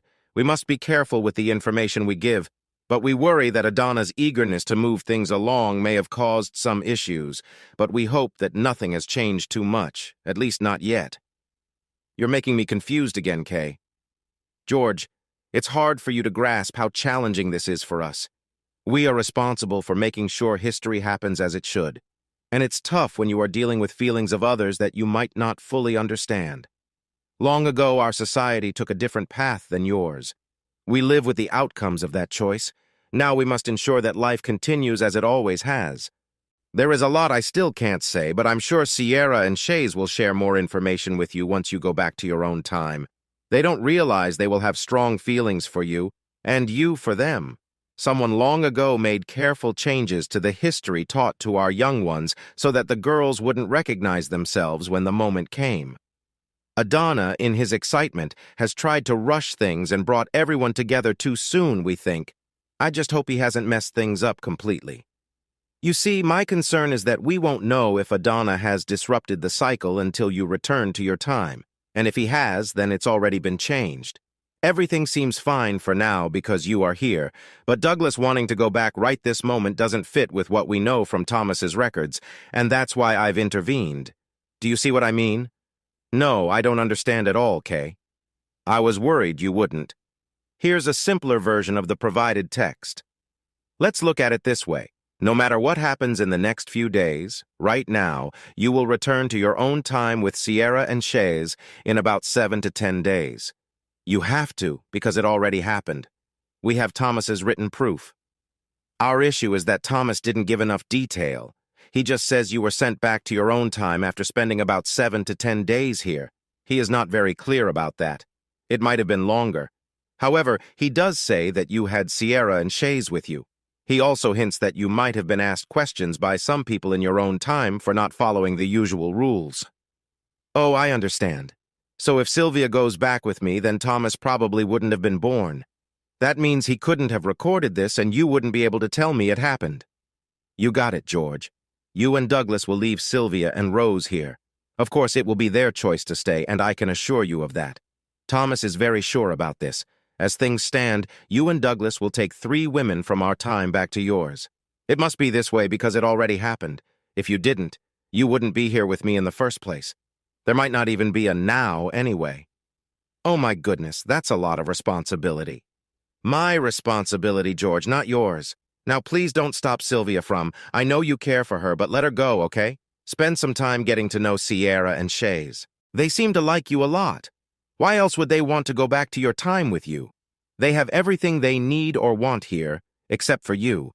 By the time you leave, you will surely feel a connection with them too. Why else would you ask them to come with you? And you will. You know that now, right? I hope I get you, Simon. Kay. Okay, Kay, but it feels a bit too close for me to call you that. My people believe I am the chosen one, George. You know the truth. I'm just another person trying to help our society thrive. Simul, from what you've shared, you are indeed the chosen one. Your predecessor picked you for a reason, and I'm sure you will choose carefully when it's time for your successor. I really don't envy your job. Why a woman, anyway? You suggested that men weren't suitable. You see the world as it is now, George. We're not males, Kay, let's not go there. There's been nothing more silly on this planet than an arrogant man who thinks he knows it all. Most conflicts, from what I remember, started because someone wanted power. Some of that is in your history, George, for sure. But we don't allow that kind of attitude to stay here, and those who think like that can't become a Simul. I won't ask how. Thank you, George, she said with a smile. I smiled back, not quite sure why. Maybe I was starting to understand her and the society she was part of. But George, even if you don't see it, you and Douglas are in control here. According to our history, your wives. Well, they actually prefer our way of life to what they had before. I know this is strange since it hasn't happened yet. Simul, I think I get that part. Oh, great. Well, it depends on you and Douglas and whether you allow your partners. Is that the right word? It is. Yes, if you let them. Do what they want in the next few days. Give them enough space to make their own choices. You're confusing me now, George. Sorry, it's just a phrase from my time. It means allowing someone enough freedom in what they do, so they will eventually see the limits of their choices. I think I get it. You mean Sylvia will understand that she has done something against the rules of your marriage? Not quite, Kay. I believe Sylvia thinks that since she is not in her own time, she can ignore her commitments.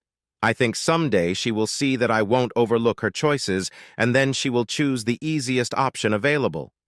And that would be to stay here with us. Exactly! You won't like that. Kay, I haven't liked any of this.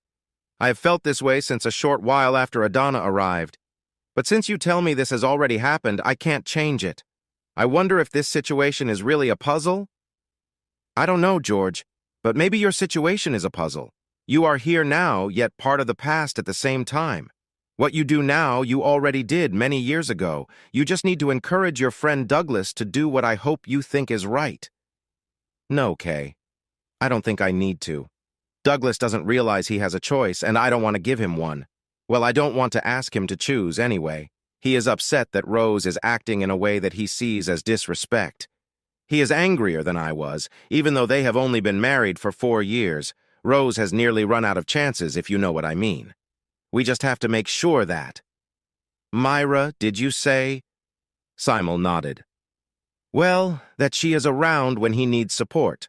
The rest we leave to time. And you, Sierra and Shez? You assure me they don't know that they are the 2 women I am supposed to take back with me? Totally, George. They all know that Sylvia and Rose are meant to stay here. But very few people know that anyone goes back with you and Douglas. Not even Adana is sure about that. A former colleague of mine made sure that information was kept secret. Your importance here is that you are the great-grandfather of Jean Pemberton. And what does she mean to your people now? We don't know, George. Thomas didn't share that. All he says is that around the year 2058, she stays here with us for about a year, and she returns to her own time at the exact moment she left it. Just like you will. Why a year, and what she does during that time, we don't know either, since Thomas didn't tell us that in his notes. We believe he had a reason for that. There are many things in Thomas's account that we don't fully understand yet. For example, he says you and Douglas must never know the current date. Our historians think that's because your arrival here might have been seen as something special, like a kind of hero. A hero from what? Ah, now, George, we don't know. You're from a time when people believed in those ideas. Yeah, I think I understand. Thomas figured out that your people might have been waiting for a long time for something that would not actually happen. It's possible you told him that, George. The progress of time travel has been happening for centuries. Our scientists had a goal, but no deadline. Some of them thought it was impossible. Others find it risky, and I'm sure that after Jean visits, the technology will be taken apart. Taken apart? I said, surprised. Yes, of course, the time travel was created just to bring you and Jean here. Once that is done, there won't be any reason to continue the work or research. There are no other signs pointing to past visitors in our history records. Besides, we need our resources for other important tasks. We still have a lot of cleaning to do. You could see your own future. George, are you okay knowing that many years after your life, almost all the land on Earth has become a dry and useless desert because of your descendants? Thousands of years have passed, and despite our efforts, a large part of the land is still unlivable. We are working hard, and maybe one day we will succeed in restoring nature, but it will take a lot of time and effort. I trust that you and Douglas will follow our history. We are counting on you.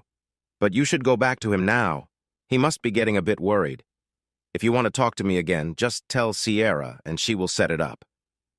To my surprise, Seymour leaned closer and greeted me warmly. I understood that it was time for me to leave, so I tried my best to be polite. Standing up, I turned toward Simmel, took her right hand gently, and kissed the back of it lightly. My, George, that was unexpected. Such things are a bit old-fashioned, even in my time, Simmel, but they do have a certain charm, don't they? Wow! Are Sierra and Shays about to meet their match in you? Milady, this is what you asked for, I believe? Thank you, George. Until we meet again. Back in the foyer on the first floor, I saw Douglas sitting between Myra and another woman, looking a bit uneasy. Leaving the two women, he quickly came over to me. I led him down the stairs, out of the building, and into the park while we talked.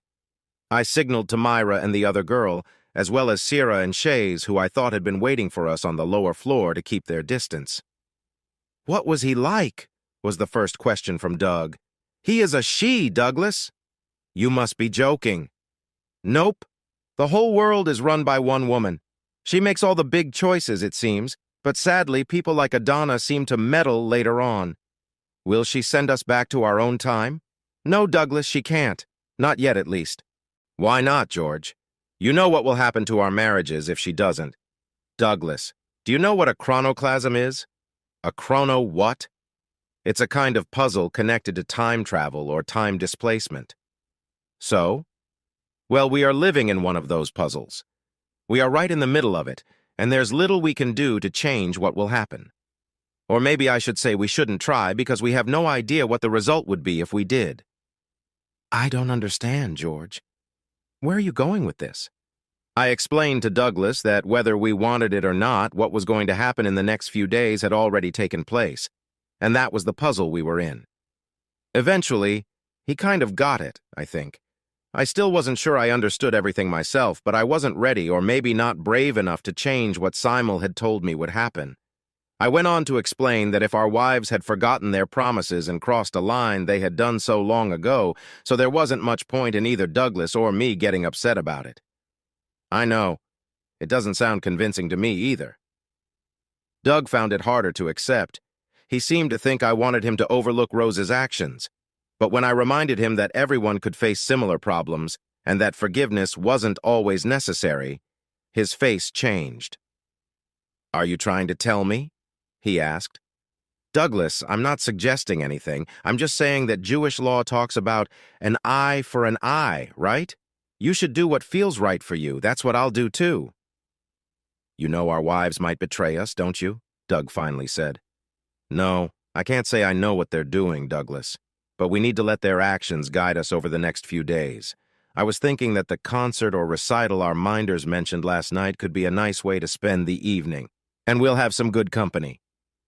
Douglas frowned and reminded me that we had tried the entertainment system back at our place, and to be honest, their music wasn't really our style. But then again, I had never liked most classical music from my time. I thought I could handle a couple of hours of it, but let's leave that for now.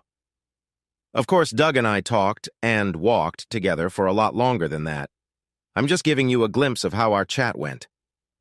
After walking around the park, we returned to the front area where Sierra, Shays, Myra, and another young woman were waiting for us. I was curious for information and thought Shays might have some.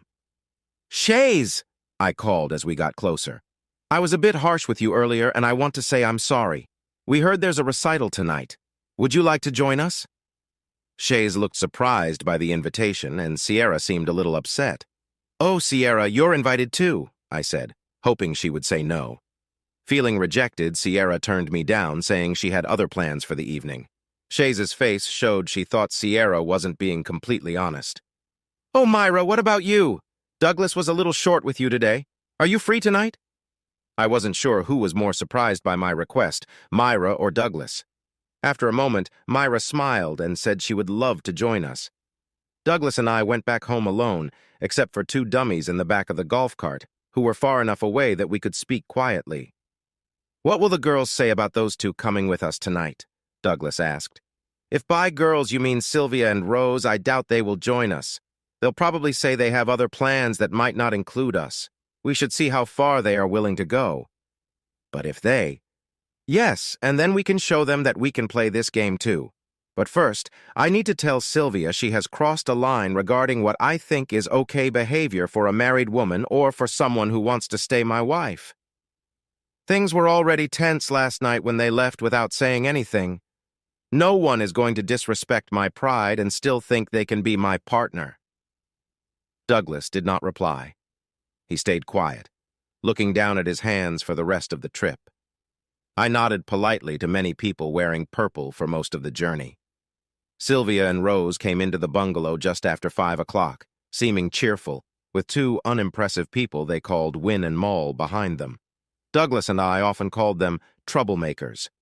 It was surprising how helpful it was to know the differences between American English and other versions. Then, Douglas got upset, and I, along with a couple of security guards, had to step in. I held Douglas back while the guards took care of Win and led him outside. Moll stood between the two women and the argument, looking confused but not doing much. Despite his size, Win didn't seem to put up much of a fight against Douglas, even though he had the advantage. It was hard to tell if he was holding back or just not sure what to do. Anyway, Moll quickly followed Win outside once things calmed down. But Douglas still found it hard to keep his cool, and when it was just the four of us left, he faced Rose. They exchanged loud words, and I couldn't hear everything due to how high their voices were. I tried to stay calm with Sylvia. I wasn't happy about the situation, but I knew it was coming. I had already seen signs of it and had moved on from past events. I stood there staring at Sylvia. At first she looked a little worried, but as Rose stood up for her beliefs in the argument with Douglas, Sylvia became more confident. Soon, when Gregory and Rose started to get tired of the fight, Sylvia turned things around and said I had embarrassed her in front of everyone. That made me respond. "How did I embarrass you, Sylvia? I didn't leave my partner without a word." I knew I was exaggerating. Those guys were probably in their mid-20s, and Sylvia was only 32. But I was trying to make a point. "George, it didn't mean anything. Things are different here. Men and women don't marry like we do back home." "No, they don't, Sylvia. But that doesn't mean you can forget that you are still married to me. With how things are going, I can't see how we'll stay married when we get back home." "Oh, that's silly, George. You guys are overreacting. Soon Adana's people will send us back home and we'll laugh about this." "If you think that, Sylvia, you are mistaken. Now, if you don't mind, I'm going to take a shower and then we should eat. We're going to a concert tonight." "Concert? No. The guys told us there's an ice skating rink in one of the domes. They are taking us. Sylvia, I am going to the concert, and if you are wise, you will come with me." "No, George, their music isn't my style. Why don't you come ice skating with us?"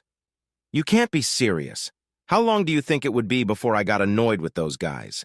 Sylvia, you might not see how upset I am with how you've been acting around them, but I'm sure they do. I'm going to the concert. Either you come with me or not. Honestly, I don't care anymore. Our dinner that night with just the four of us was a rather quiet one.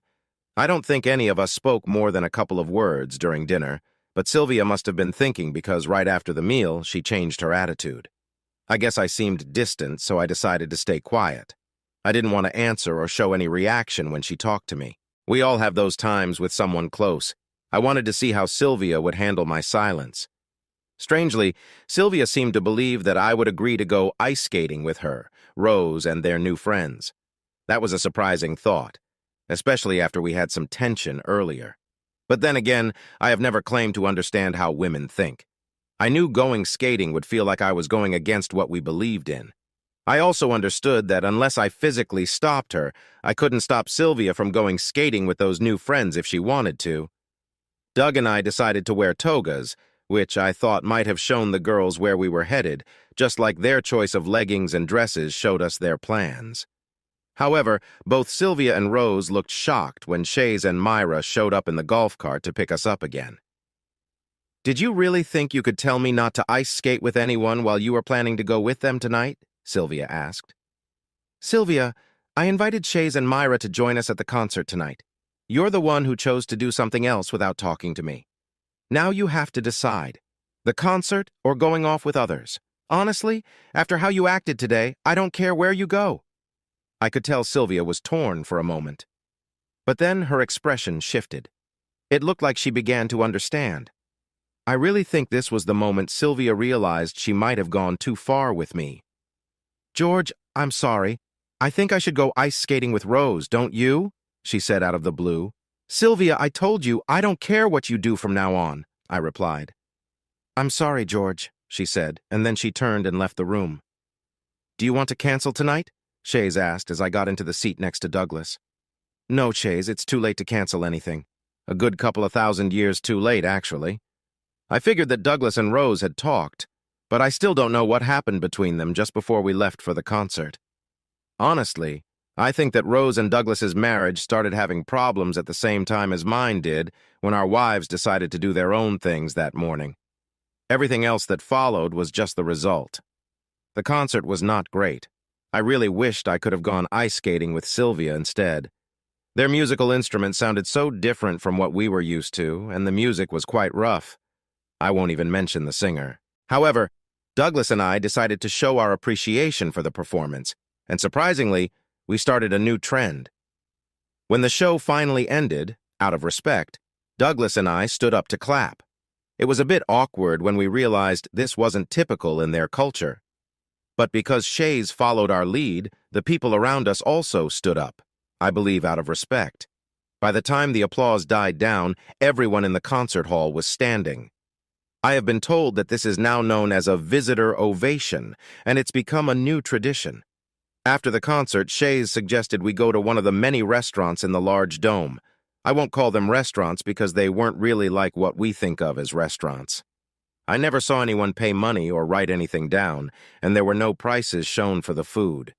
There were waitstaff, but they often sat down and chatted with the guests. Myra took our order and went to get our food and drinks. She came back with another woman carrying some items, but Doug and I didn't actually pick anything since we didn't know what was available. We did ask for some wine, and they brought us plenty because the two women knew how much Doug and I usually like to drink. "Shall we take a stroll?" I asked Shays after we left the dining area. "Sure," she said, linking her arm with mine when I offered it.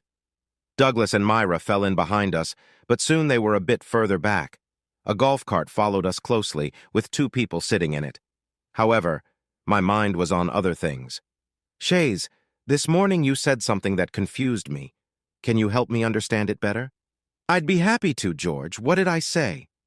"You mentioned that you were Sierra's chaperone at dinner last night." "Yes, I always chaperone Sierra. We are good friends." "But why would she need a chaperone? I thought your culture was more relaxed about socializing." "Oh, it is, but some of our women, they need to be careful about getting too emotionally involved, if you know what I mean. Or maybe I should say if they do get involved, it's important that Simul hears about it." "Why's that? Is it about class?" "Oh no, there are no social classes here." "Come on, Shays, that doesn't make sense. What about all those different colors you wear? Isn't that a sign of class? It's about serving the community, George. In your time, you cared a lot about money. Your wealth decided how people viewed you. Here, we focus on helping others. I'm a nurse, and Sierra is a teacher. Because of our work, we are respected in our community. Material things don't matter here, George. So why does Seymour care about Sierra's social life? That's not easy to explain. Some women are seen as possible candidates for future Seymours. They need to be a bit different from others. We can still fall in love in our time, George. It's possible for someone to be, inspired. Is that the right word? Seymour has a tough job. She must be strong and not easily swayed by others. Oh, so you are quietly keeping an eye on Sierra because of your job. She's my friend, George. I can't really study her. Even so, I guess I do it unintentionally since we are very close. In fact, Sierra would rather not be a candidate. Nobody is excited to be chosen as Seymour, George. It comes with a lot of pressure and responsibility. And what about Adana and the others in yellow? What can you share about them? You can ask me anything. The yellow clothes show that they are working for or with Seymour. Seymour does not give orders directly. They also help keep the peace. There can be some disagreements in our society. Some people can be quite tricky with others' feelings. From what I noticed earlier, that doesn't seem to be just a problem in our time. Well, as I mentioned yesterday, we have a society that believes in staying with one partner. We say this is marriage. Sadly, that often isn't true. Why not? Well, the ties that connect people don't seem as strong as they used to be. I have to say that sounds lovely. Just one person to grow close to and stay with forever? That's the idea, Shays. But it doesn't always happen like that, as you saw. It only works if you're ready to let go of ties to others. Let go? Not get attached to anyone else, Shays. Anyone else? Like in a close way, Shays, you mustn't. Oh, right. Close ties often lead to deep feelings, and that would. Of course, it has happened, hasn't it, with you and Sylvia? But tell me, George, what if you start to develop feelings for someone who is already close to another person? Oh boy, it's best to avoid getting involved with someone who has commitments. Not everyone behaves well, even in my experience. No, not someone's partner. What did you say fell for someone who is already very close to another? Close, you mean? No, not in that way, just very close. Oh, like siblings? Usually no problem there. Many partners have a best friend they talk to about their relationships. Like Sylvia and Rose. They are best friends and enjoy doing things together. As long as feelings stay light and don't grow deeper, it's about pride. When a couple gets married, they are meant to share their hearts and minds, and ideally no one else should come between them. I'm sure you understand. Oh, Chase said, sounding disappointed. Then she fell silent for a long time. I can't remember what time Doug and I got home that night, but there was no sign of our wives. Myra didn't show up again after Doug and I had breakfast the next morning. She and Douglas seemed close, but then they quickly disappeared together. I didn't see either of them for the next few days because I didn't return home during that time. Adana came to visit me after Doug and Myra left. He tried hard to keep me company. I thought maybe someone had sent him, probably Seymour, but I wasn't sure. Adana didn't seem like he was good at that kind of thing. Adana looked pleased when he got a message on his communicator. With a smile, he asked me if I wanted to take the same cruise on the Thames that Sylvia and Rose enjoyed the day before. I assumed it would be the same trip. I couldn't think of a reason to say no, so I quickly agreed. It was amusing to watch Adana as he responded to messages. It was as if someone was guiding him from somewhere else. He would turn his head away from me when he spoke into his communicator, trying to make sure I didn't hear what he was saying. I didn't mind not knowing, as I wasn't trying to listen. Soon, a small two-seater golf trolley arrived to take us out of the dome and into the forest. There was no road, and the trolley moved quickly among the trees. I thought I would get used to it, but I still looked for a seatbelt. Adanya assured me that it never bumped into the trees or anything else. Oh, yeah, and they said the Titanic couldn't sink, didn't they? I thought to myself. But I didn't say anything to Adana. It didn't seem important to talk about. Soon our boat slowed as we got closer to a group of similar boats. Some of them had 30 or 40 people waiting to get off onto a big leisure barge. But our boat didn't join the line. It moved to the side, and when we reached the riverbank, it flew straight over the water. It surprised me. I soon spotted a smaller barge just off the bank behind the big one. Our boat stopped next to the smaller barge so Adana and I could get on. The smaller boat looked like a private yacht. The larger one seemed to be a tourist boat, probably the same one that Sylvia and Rose had been on yesterday. They had mentioned other people were on board, and I believed them. Sylvia had her flaws, but she was honest. I looked at Adana and raised my eyebrows. He seemed to get my silent question. "I don't have to tell you who they are. They are waiting on the upper deck for you," he said, then stepped back onto a small vehicle that took him away. It felt strange to call it a small vehicle since it was hovering above the river, but that's what it was. I found a staircase and went up to the upper deck, where I saw Sierra and Chaise relaxing on lounge chairs. My first thought was to turn away, not because I wanted to avoid them, but to see if anyone was watching us from the larger barge.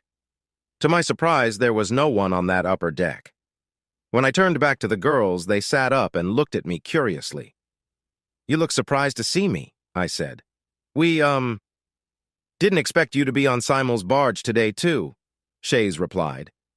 "I didn't know I would be here myself until about 10 minutes ago. Is Simel on board?" "Yes, she is. Can I talk to you alone for a moment?" Simel's voice came from behind me, surprising me a little. I noticed Sierra and Chaise trying to hide their smiles at my reaction. Simel seemed to know what I was thinking. "I stay out of sight when other boats are close," she explained as I turned to face her.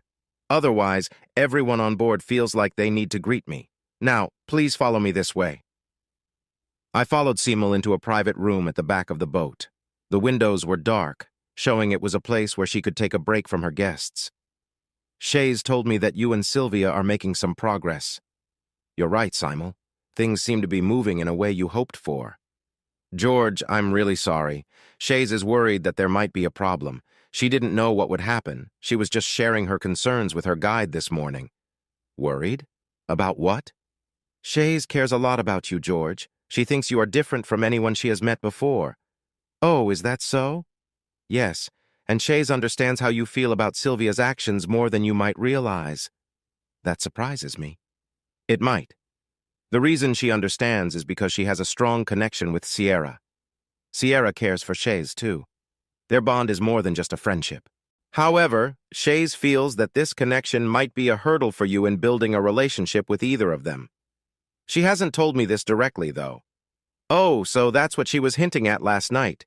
Chaise was asking some questions that made me think. Maybe I didn't understand them as well as I should have. Yes, in my time, same-sex relationships are often looked at differently. Until now, I hadn't really thought about being with someone who already has feelings for another person. "Anyway, I know you said that both of them would come back with me, but I assumed Sierra would be—" Now, George, if you're going to be close to both of them, you need to realize there can't be a first or second choice in your heart. It's your feelings that will guide you, right?" "You're right, Kay. I thought I would like Sierra more first, but last night, you found yourself connecting on an emotional level with Chaise instead." "Yes, I think I did." Simel stood quietly for a moment, deep in thought. Then she suddenly said, "He'll need to know." "Who will?" I asked. "You, George," she smiled at me. "Sierra and Chaise are a bit different from most people. They have what we call a gift. They connect not just emotionally, but mentally." "Sorry, what do you mean?" "This might be hard to accept, George, but we believe it's why both of them travel back with you to your time instead of just one of them. Think of it this way. If Sierra starts to develop feelings for you, Chaise will feel it at the same time. They can sense each other's emotions and thoughts." A sudden understanding hit me. "They can read each other's minds?" "No, George, they can't read minds like that, but they can sense your emotions when you are around them. For instance, if you were worried that people were watching them just now, they felt that too, just like I did. However, they are much more in tune with one another's thoughts and feelings. Our experts believe this is a sense that all humans once had, but it has gone dormant in most. In about 15% of people here, it has awakened, and those individuals are chosen at a young age to become Simels." "I think I'm starting to get it." "Is there only one Simel?" I asked. "No, there are 10 of us right now," she replied. "And all of you can read each other's thoughts and talk without speaking," I continued. "No one is stronger than Sierra, George. but we are trained from a young age to develop our minds. When you talk to me, you are talking to all of us at once, not with words, but we share feelings and reactions. It's hard to explain how our thoughts work. When Sierra and Chez are near each other, they can sense what the other is feeling. If one feels worried, the other does too. They might not know why, but they understand their friend is anxious. That's interesting. And in the case of Sierra and Chez, when one likes someone, the other feels it as well. They connect very well in their minds. They have grown up together, sharing the same experiences. Sharing experiences? I asked. I noticed for a moment that Kay looked a bit uncertain, but she quickly regained her confident attitude. Like a group of young children in your time. They have been friends since they were little.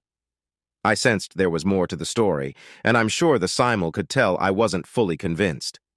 Kay went on to explain that their children were raised together in a community setting without the usual two-parent homes that offer stability. I started to think about how the freedom in relationships that Adana mentioned earlier might lead to unplanned pregnancies. However, I realized I hadn't seen any children since I arrived in their time. When I thought about it, I realized I hadn't seen anyone younger than around 20. I'm not sure what happened next, but I had a feeling about it. Our conversation wasn't going the way Simul wanted, and she seemed to want to end the talk. Suddenly, Sierra and Chez came into the saloon, looking a bit confused. They asked if everything was okay. Everything is fine, girls, Kay answered. George and I were just discussing how things have changed over time. Why don't you take him downstairs and find him something to wear while he enjoys the sun with you? Also, don't forget the sunscreen. It wasn't as strong back in George's time. The atmosphere is a bit thinner now, and that's why we mostly stay under the domes. Smart move, I thought. I believed Kay somehow called the girls into the saloon with her mind. She must have sensed that I wasn't convinced by her talk about a shared environment for the children. I felt there was more to the story, and I wondered what it was. Sierra and Chez's arrival in the saloon did exactly what Kay wanted. Despite my doubts, they were both very kind. They had been enjoying the sun, like you might see on many beaches in the south of France back in our time, or in some areas in the West Country if you know where to look.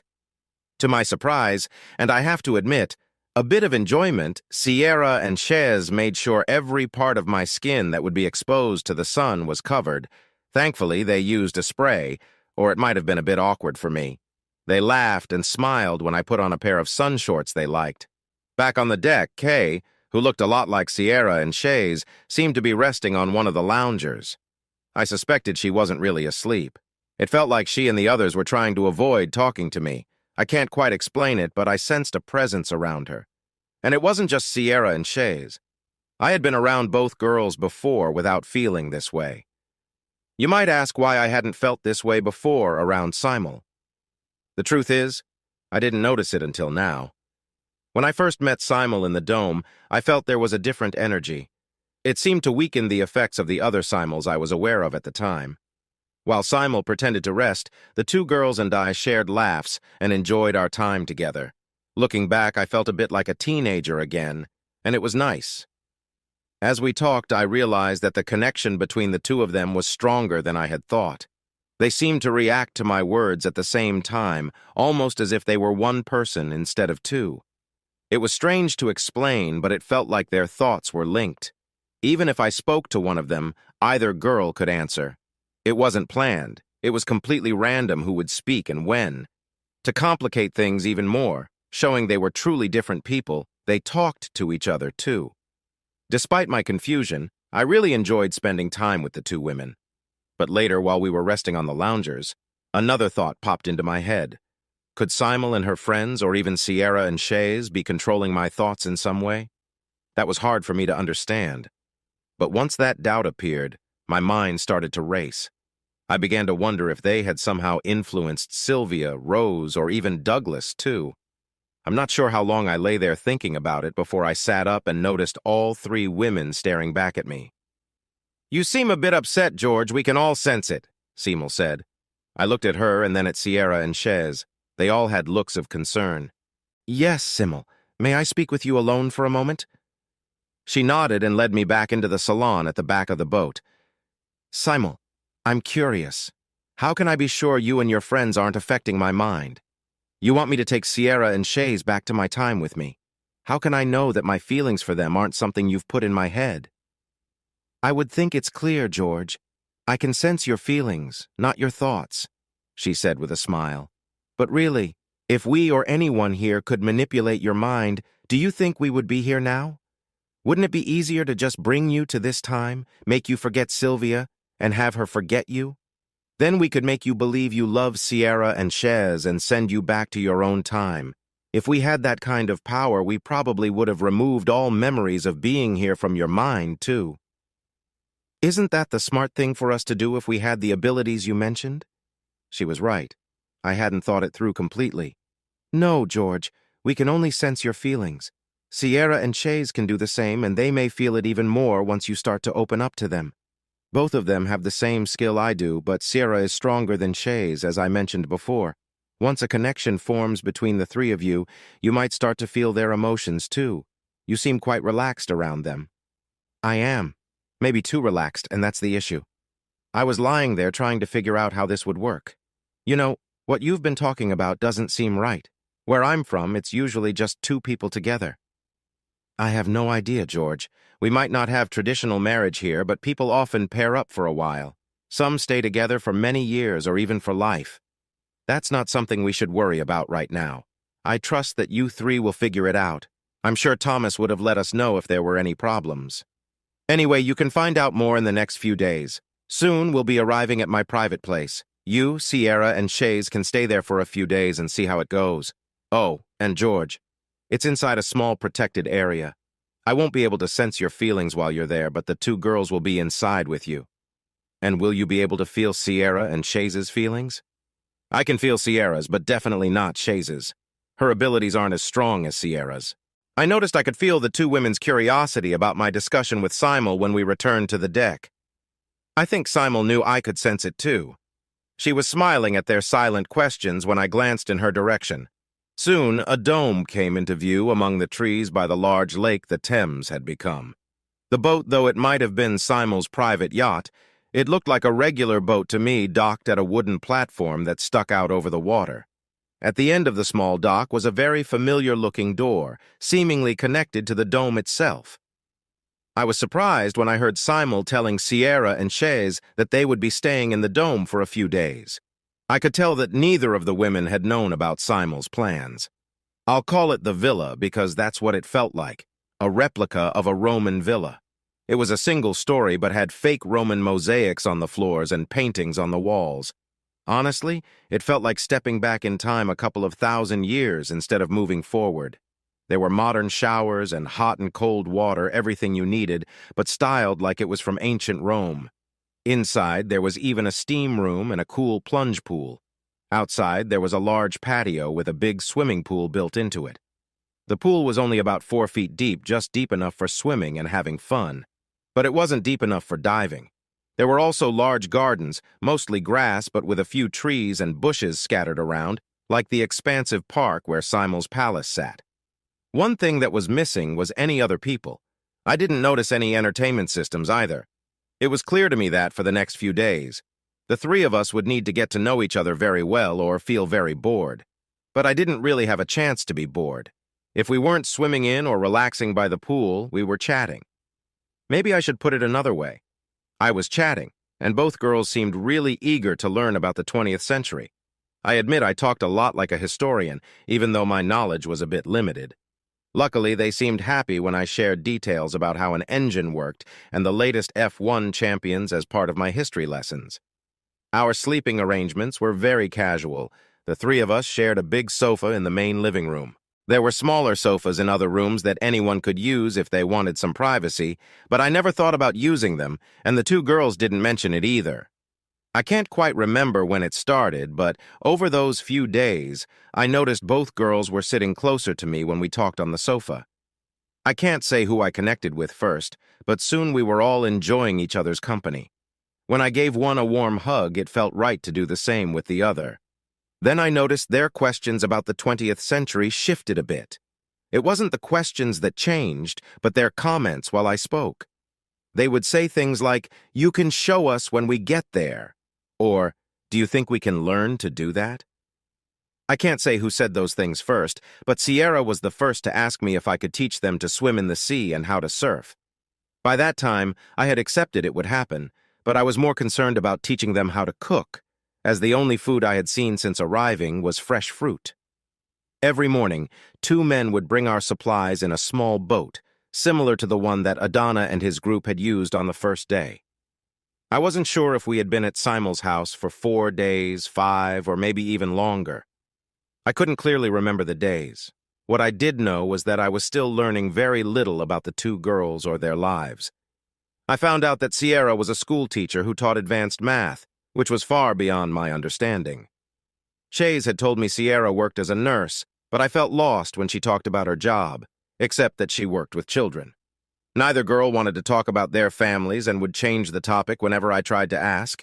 They often mentioned the word later, which made me think they were holding back some details for another time. I couldn't figure out why they didn't want to share. It might have been 5, 6, or even 7 days later when, right after our daily delivery arrived, I saw another boat hovering over the water waiting to dock at the platform. Out stepped a cheerful Douglas with a smiling Myra next to him. Even now, I'm not sure what Douglas had. But even in his 30s, he had caught the eye of the young Rose. Now, almost 5 years later, it seemed he had managed to do the same with 22-year-old Myra. Sierra and Shays were both 28 at that time. I gathered that information from them. "Are you ready to go home, buddy?" were Doug's first words. I honestly didn't know what expression I had. I hadn't even thought about returning to our own time. My mind was occupied with other thoughts. Doug told me he had been speaking with Simel, and she seemed happy to send us back whenever we wanted. He was a bit surprised when she said it was fine for Myra to come back with us. Both Doug and Myra were worried that she wouldn't be allowed to join us.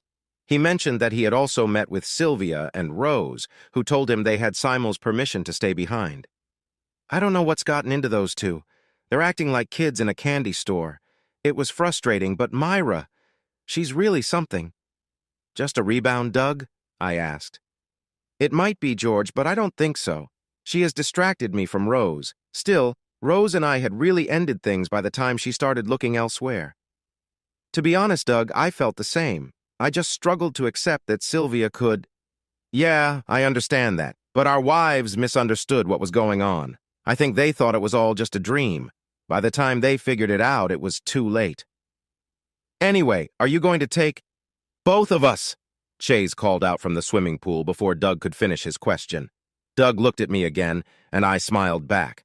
"Oh my goodness, you really go all in, don't you? How is that going to work out?" "I have no idea, Doug.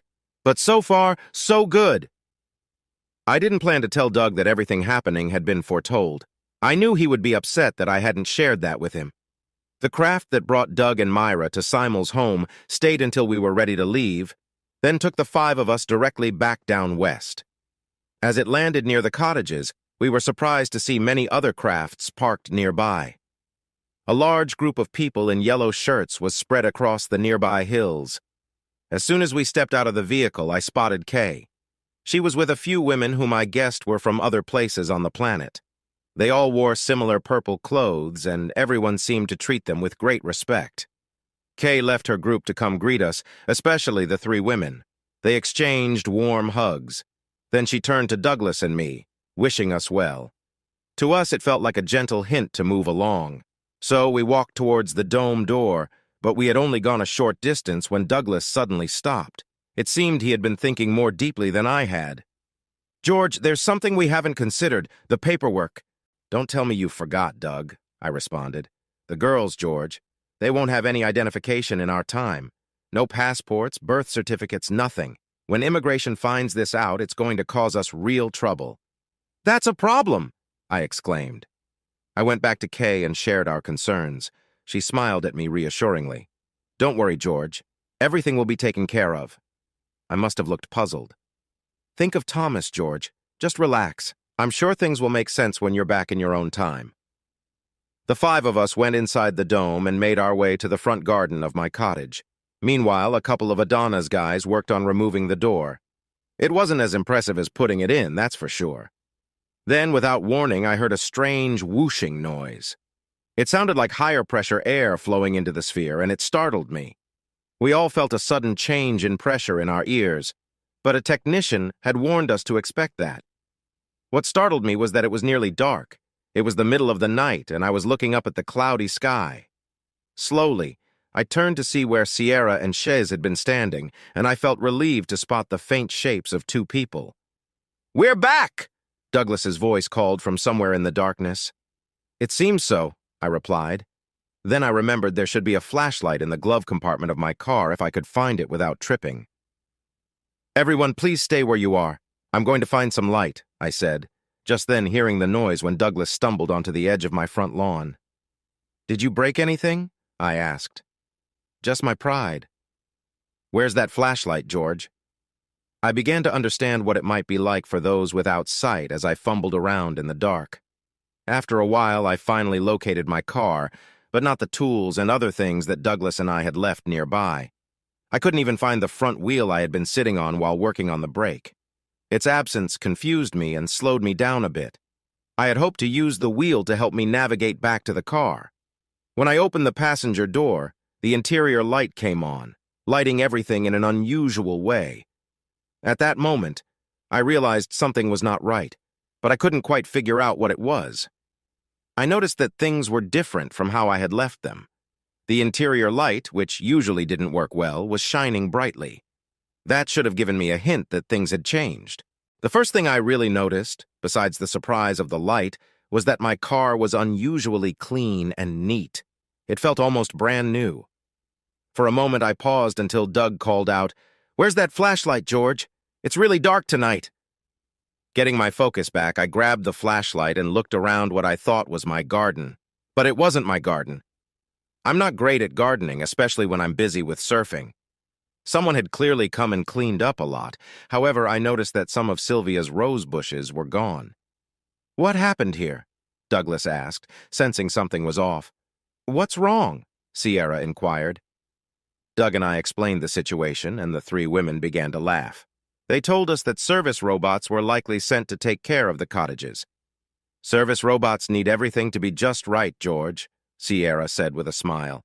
"Anything that was worn or broken would have been fixed and made as good as new." "Service robots?"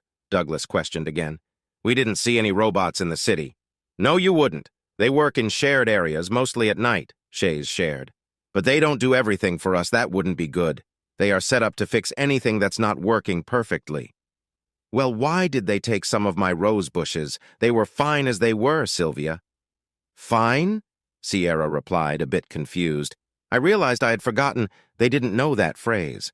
"Sorry, I meant they were in good shape." Sylvia really cared for them. "Maybe if Sylvia liked them, she asked for them to be taken away," Myra suggested. "There aren't many beautiful flowers today."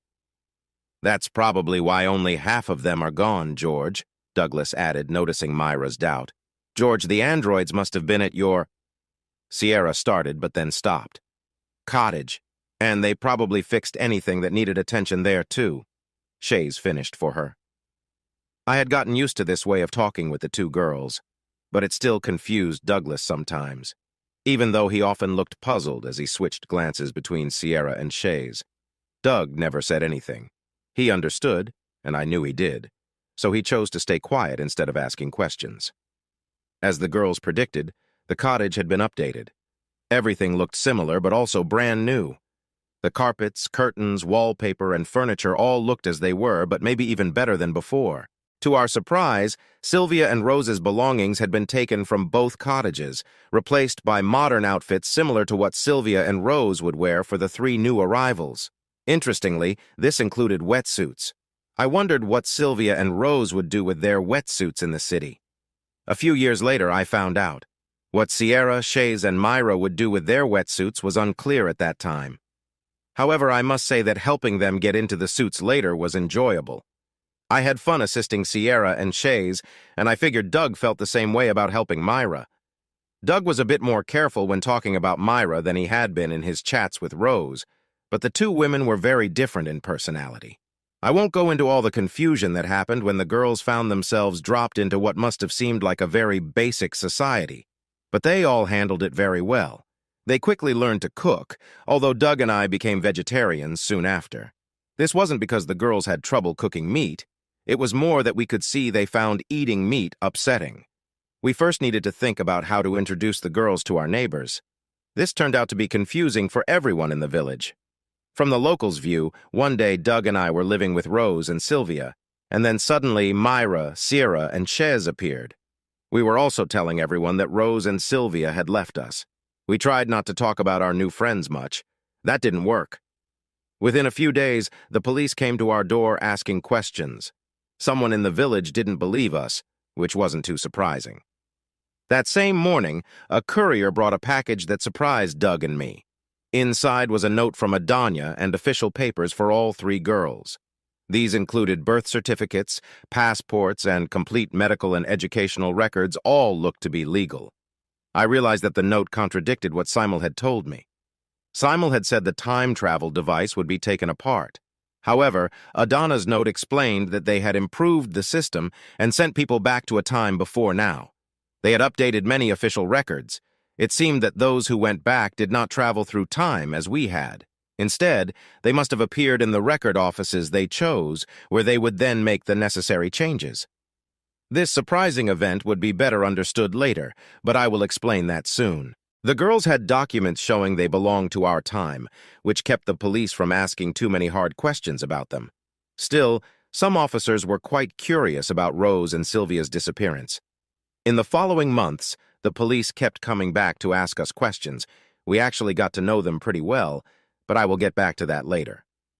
About a week after we returned, when things had calmed down a bit, Douglas asked to talk about our financial future. He spread a cloth on the table and revealed a collection of diamonds and other valuable stones. "Where did these come from?" I asked, surprised. "Simul thought we could use some money for our new partners." I didn't let him keep talking. "What are they worth? They must be a lot." "A few million at current prices, George," Douglas said with a smile. "We'll need it to start a business. I have contacts in Europe who will buy these for a good price, no questions asked. Then I suggest we set up a company and buy some property and land in this area soon." I had no idea what my face looked like. After all, the land around us had delays due to planning issues. "Don't worry, George. I have a plan. I think—" It turned out that Douglas had done a lot of research that I hadn't considered while we were in the future. Of course, he'd only had one girl interested in him. "George, the power station project gets canceled in a couple of years, and then the value of land nearby will rise sharply." "So we sell and make a nice profit?" I asked. "Not exactly. We turn the whole area into a vacation spot. By that time, we owned most of the village." "Successful?" "Very! It's the best surfing spot on the southwest coast." "Are you sure about this, Doug?" "It was all there in the records, George, I promise." So, for the next few years, Douglas and I, along with our families, ended up owning almost the entire valley. We actually owned the company that owned it all. But for a while, things were a bit confusing with our finances. Our new partners had come from a place where money wasn't used. It took a while for the girls to understand that everything needed to be paid for with money, but they got used to it in time. Sierra used her math skills to help a lot once our business was up and running. Douglas didn't stop with the holiday center. After buying the remains of an old airfield at the edge of the valley, he opened a research center there. I didn't argue because I was busy managing the holiday part of the business. If Douglas wanted to chase his interests, he had every right to do so. It took some years before I understood what he was really working on. It was after a big chemical company launched an amazing new paint that glowed when given a small electric charge. Douglas had clearly been hard at work while I relaxed at Simul's villa with Sierra and Shays, but all of that came later. One thing I should mention is the bedroom in our cottage, shared by Shays, Sierra, and me. The issue was the size of the master bedroom. To be clear, it was the size of the bed, because the two girls were used to sleeping together with me at Simul's villa. They wanted to keep that arrangement. The bed had been fine for Sylvia and me, but there were only two of us back then. It was definitely a tight fit for three of us to share the small space every night. It was interesting, but not very comfortable for anyone. Even though the outer walls of our old cottage were made of stone, most of the inside walls were made of wooden frames covered with planks, and in some areas they used plasterboard. Douglas and I had to change the upstairs to make the main bedroom big enough for the largest bed we could find. It worked out well. and kept Shays and Sierra content. It was unfortunate that we didn't have one of those helpful androids the girls mentioned to assist with the changes. Life settled into a comfortable routine pretty quickly. The girls adjusted well to everything, even though they sometimes puzzled the local women and many others they met. Most people seemed to think they were like hippies because of their unusual eating and drinking habits. Teaching the girls about the joys of tea and coffee and how to brew and serve them was one of the biggest challenges Douglas and I faced. One morning, while Douglas and I were still working on the bedroom, two police officers who had been curious about Sylvia and Rose's disappearance came to our front door, smiling and apologizing. They let us know that Sylvia and Rose had sent letters to their family members saying they were both okay and in good health. In the letters, they said they were part of a closed religious group somewhere. The officer also told us that around the same time the letters were sent, two women named Sylvia and Rose visited a police station in Greater London. They told the officers that they were in good health and had left their homes by choice. "Looks like they are part of some strange group," one officer remarked. "The report says they wore bright purple robes, which isn't what most people wear in London right now. It's probably something like that Hare Krishna group." Doug and I exchanged puzzled looks at this news. We were genuinely surprised by what the officers had revealed. It seemed clear to Doug and me that Simon had known the police would be suspicious about Sylvia and Rose's disappearance. She had prepared the documents to help protect us from any blame. I began to think about what other information might have been in Thomas's history account. We had a slight issue because all three women thought they needed to find jobs. Unfortunately, they were not really ready to work in the modern world. In the end, Doug and I convinced them to focus on going to college and studying until we had new family members. In the short time they attended the local college, they definitely surprised their teachers a few times. But soon, other things became more important to the three girls than their studies. Overall, living with two partners was quite different and interesting until I got used to it. Most people in the village seemed to accept the situation easily, as if it were normal for a man to have two wives. Sierra and Shays were open about their feelings for me in public. My family, however, never really understood what was going on. They also struggled to grasp what had happened with Sylvia, while her family accepted it more easily. Soon after, we welcomed the first children, just as Simon had predicted. After all the time Sylvia and I had spent trying to start a family, it was a surprise when both Sierra and Shays announced they were expecting on the same day. Even more surprising was when Doug and Myra burst into our cottage to share their own news about becoming parents. I found myself looking at both of my wives, wondering what was happening. Sierra sensed my unspoken question after a quick glance with Shays. It felt like I could almost pick up on their thoughts. "All the women of our time are fertile, George," Sierra explained. "But for many years the men, while capable in other ways, have struggled with fertility. I think we three might be more fertile than we realized." "But if your men have trouble with fertility, then how?" I asked. "Not completely unable, George. The men have very low sperm counts, and what little they do produce isn't very strong, right, Douglas?"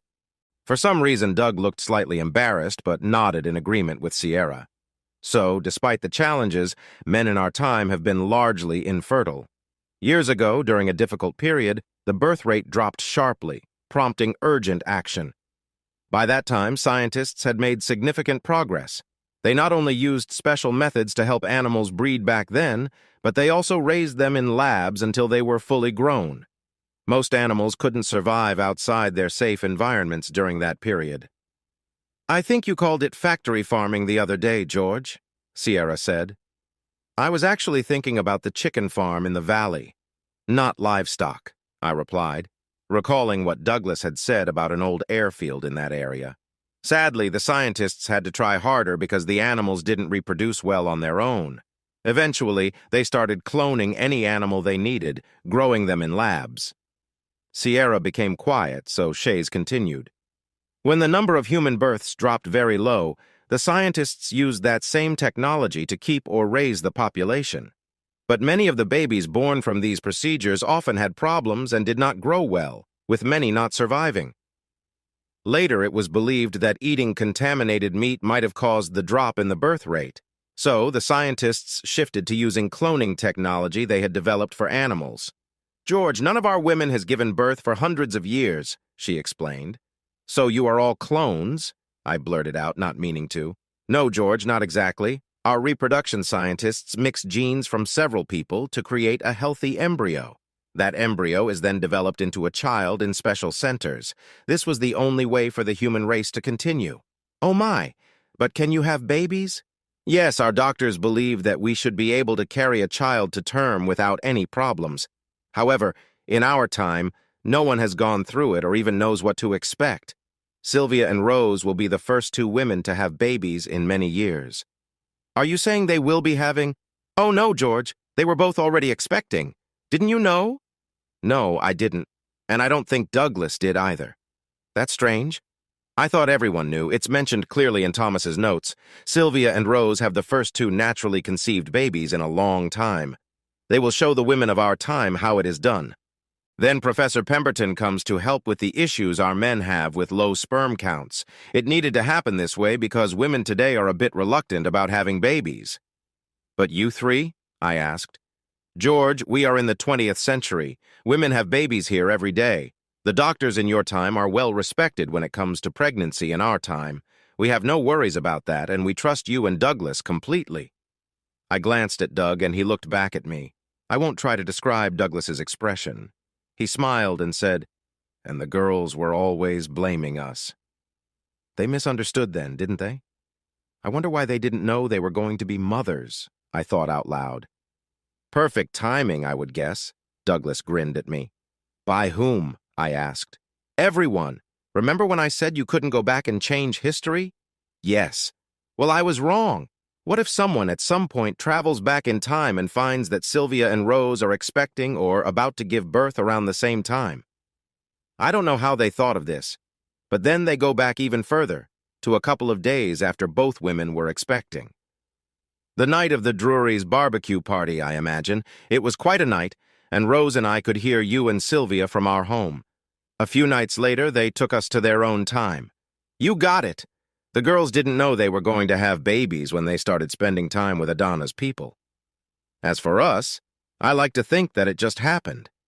Remember, there has to be a first time for everything before Thomas ever wrote those stories or whatever you call them.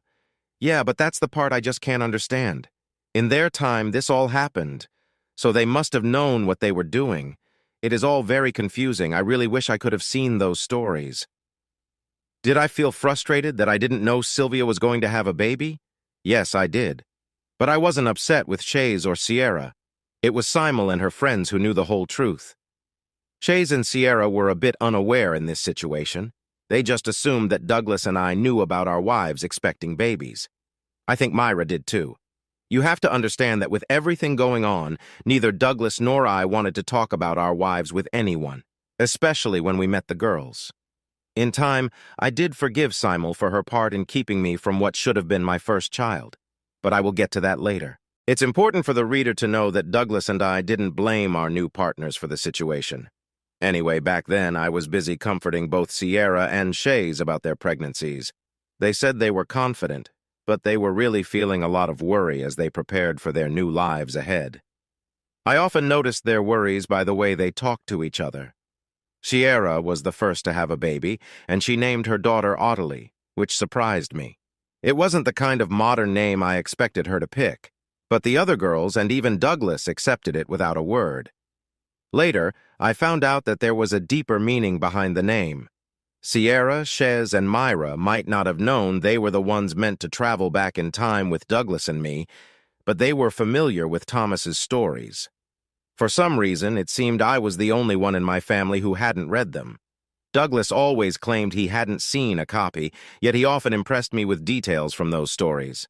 I figured he probably learned a lot from Myra, since they probably talked about them more than I did with Sierra and Shez. Well, I had 2 wives to look after, so let's not get into that. I found it strange that my family acted as if the name meant nothing to me, yet none of them explained why. I had hinted to the girls that I didn't want to know about the future. I had enough surprises already, thank you. About a week after Sierra had Ottilie, Shays and Myra both had their babies on the same day. Shays chose the name Cian for her daughter, and Myra named hers Emily. I left the naming to the girls, and I think Douglas did too. Life was quite chaotic for Douglas and me in the following months. I had a little worry about how the girls would manage with the babies, but it turned out I had no reason to be concerned. Shays used to be a pediatric nurse. She probably knew more about babies and children than many people in the 20th century. However, she was worried about pregnancy and childbirth. Soon, our two homes turned into a busy place filled with the energy that babies bring. I thought that having two babies in my house created more chaos than what was happening in the Sudgett household. It seemed like Myra and Emily spent a lot of time at our cottage, especially when Douglas left for his business trips. He was busy dealing with precious stones and setting up companies to manage our plans for buying land. Everything was running smoothly, and it turned out that Douglas had more business skills than I had realized. He also seemed to have connections with some not-so-reliable gemstone sellers. Then one morning later that summer, Douglas and I went surfing. I had just missed catching a great wave that Douglas managed to ride. I was sitting on my board, hoping for another good wave, when I saw a small group of people waiting on the shore for Douglas to come back. There were two kids around 10 years old, both wearing wetsuits and holding surfboards. Myra, Shays, and Sierra were there too, along with a few other women holding babies. Since Shays was carrying little Cian, I guessed the other women were holding Ottilie and Myra's child, Emily. What stood out to me was that the two new faces, who I quickly realized weren't really new to Douglas and me, were dressed in purple. I caught the next wave and wrote it in as best as I could. I dropped my board and quickly climbed out of the water, surprisingly landing right in Sylvia's arms. She gave me a warm hug, but the hug ended after just a moment, and she stepped back. "I'm sorry for that. I just got carried away. You always were the best at this," she said, a little nervously. "Sylvia, what are you doing here?" I asked, surprised. "I brought your son to meet you. I thought that was obvious." I looked at the two 10-year-olds for the first time. It was clear who my son was. He looked a lot like Sylvia, but I could see my features in him too. He resembled his father in many ways. I wasn't sure what my face showed. I managed to say, "But," before Sylvia continued. "I'm sorry it took so long. They just finished the new system. Simel had us go to a police station in London first, and then she said we could bring the kids to meet their fathers. Little George has been excited to see you." "Come on, give the boy a hug, George." Douglas, who was holding his son, encouraged me. "You want to hug someone you don't know?" I asked my son.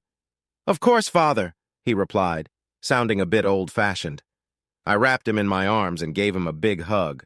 "Just call me Dad, okay?" "Yes, Dad."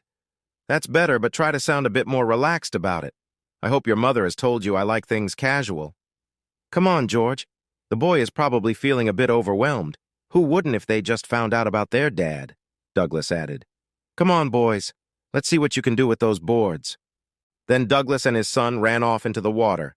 I looked at Sylvia, who smiled and said, "He's good, George. Almost as good as his dad." "Do you want to show me what you can do?" I asked the boy. He didn't answer, but grinned at me, grabbed his board, and dashed after Douglas and his son, catching me by surprise. Sylvia was right. Both boys were skilled and clearly experienced surfers, which surprised me at first. But during our laid-back talks while waiting on our boards for the next wave, Doug and I learned that many things had changed since we had returned to our own time. For example, Sylvia and Rose had become famous as the first mothers. They traveled around the world, speaking to people and assuring them that natural childbirth was safe. I found that hard to believe. Apparently, a small community had been built in our valley, where Sylvia, Rose, and others lived when they weren't traveling. It became a popular spot for city people where they taught water sports and shared their skills. Later, when I spoke with Sylvia, she told me that before we arrived, the Simels had decided their society wasn't growing unless it returned to the basic family unit husband, wife, and children, which had been the norm in our time. For that to happen, they believed they needed to go back to natural ways of starting families. It was hard to follow all of Sylvia's thoughts on where the idea of family had come from.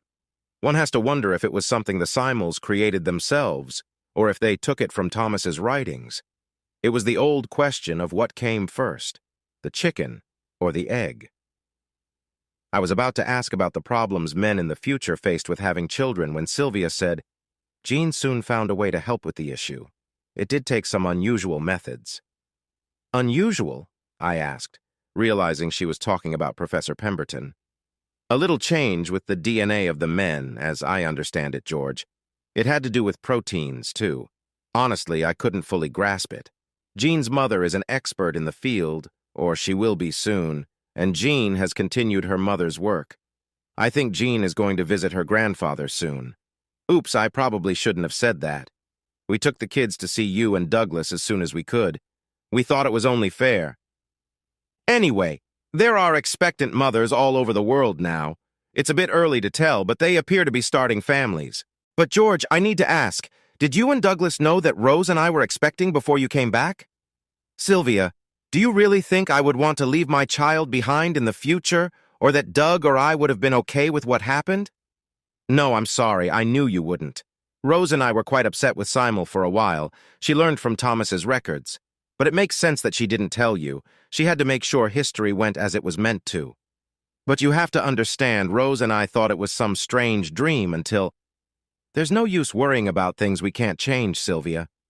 Yes, you're right, George. And thank you for being so understanding. Rose and I made choices, and we have no one to blame but ourselves. But from what I see, you and Douglas seem to have done well from our mistakes. Two wives who really seem to care for you, George. I'm not sure if I feel jealous or proud that it takes two people to fill the space I left behind. How about you and Rose? Are Bill and Ben, the flower pot men, still around? You must be kidding. Those two got old fast. Rose has found a nice, steady guy who works in the research labs, studying time-shift devices. And one of Simel's close friends wants to be my partner. He gets along well with young George, but he's what? He can sense how others feel, just like Simel. Just like Sierra and Chez, Sylvia. But they don't read minds, they pick up on emotions. You might find you can feel his emotions, too. It's all about getting used to them. Honestly, I can read Sierra and Chez very well now. You can, she replied, surprised. What do they think of me being here today? They're a bit uneasy, Sylvia. They remember how much I cared for you. Cared in the past? Yes, Sylvia, in the past. I have new commitments now, and I'm focused on my partners and daughters. And of course, young George, I don't have much time to think about the past. I get it, George, and I'm really sorry I acted so thoughtlessly. I know Rose feels the same, but we're not doing too badly. We're celebrities now bigger than movie stars. I should go talk to Rose and your new friends. You and Douglas should spend time with your sons. He's quite a handsome boy, isn't he? I nodded. He takes after his dad. I hope he has your smarts, too. They stayed with us for a long time, but eventually Sylvia pressed a button on a small device and our visitors disappeared, sent back to the future. That night I wondered if I'd ever see my son again. Sierra and Chez noticed that I was feeling a little down. As the months went on, I thought Professor Pemberton would come to see me, but she never showed up. Honestly, I couldn't understand why she would want to visit me anyway. Eventually, since she didn't come, I almost forgot about her visit. 5 years passed, during which Chez and I had 2 more daughters and a son, before we had another visitor from the future. As I said, other things kept me busy.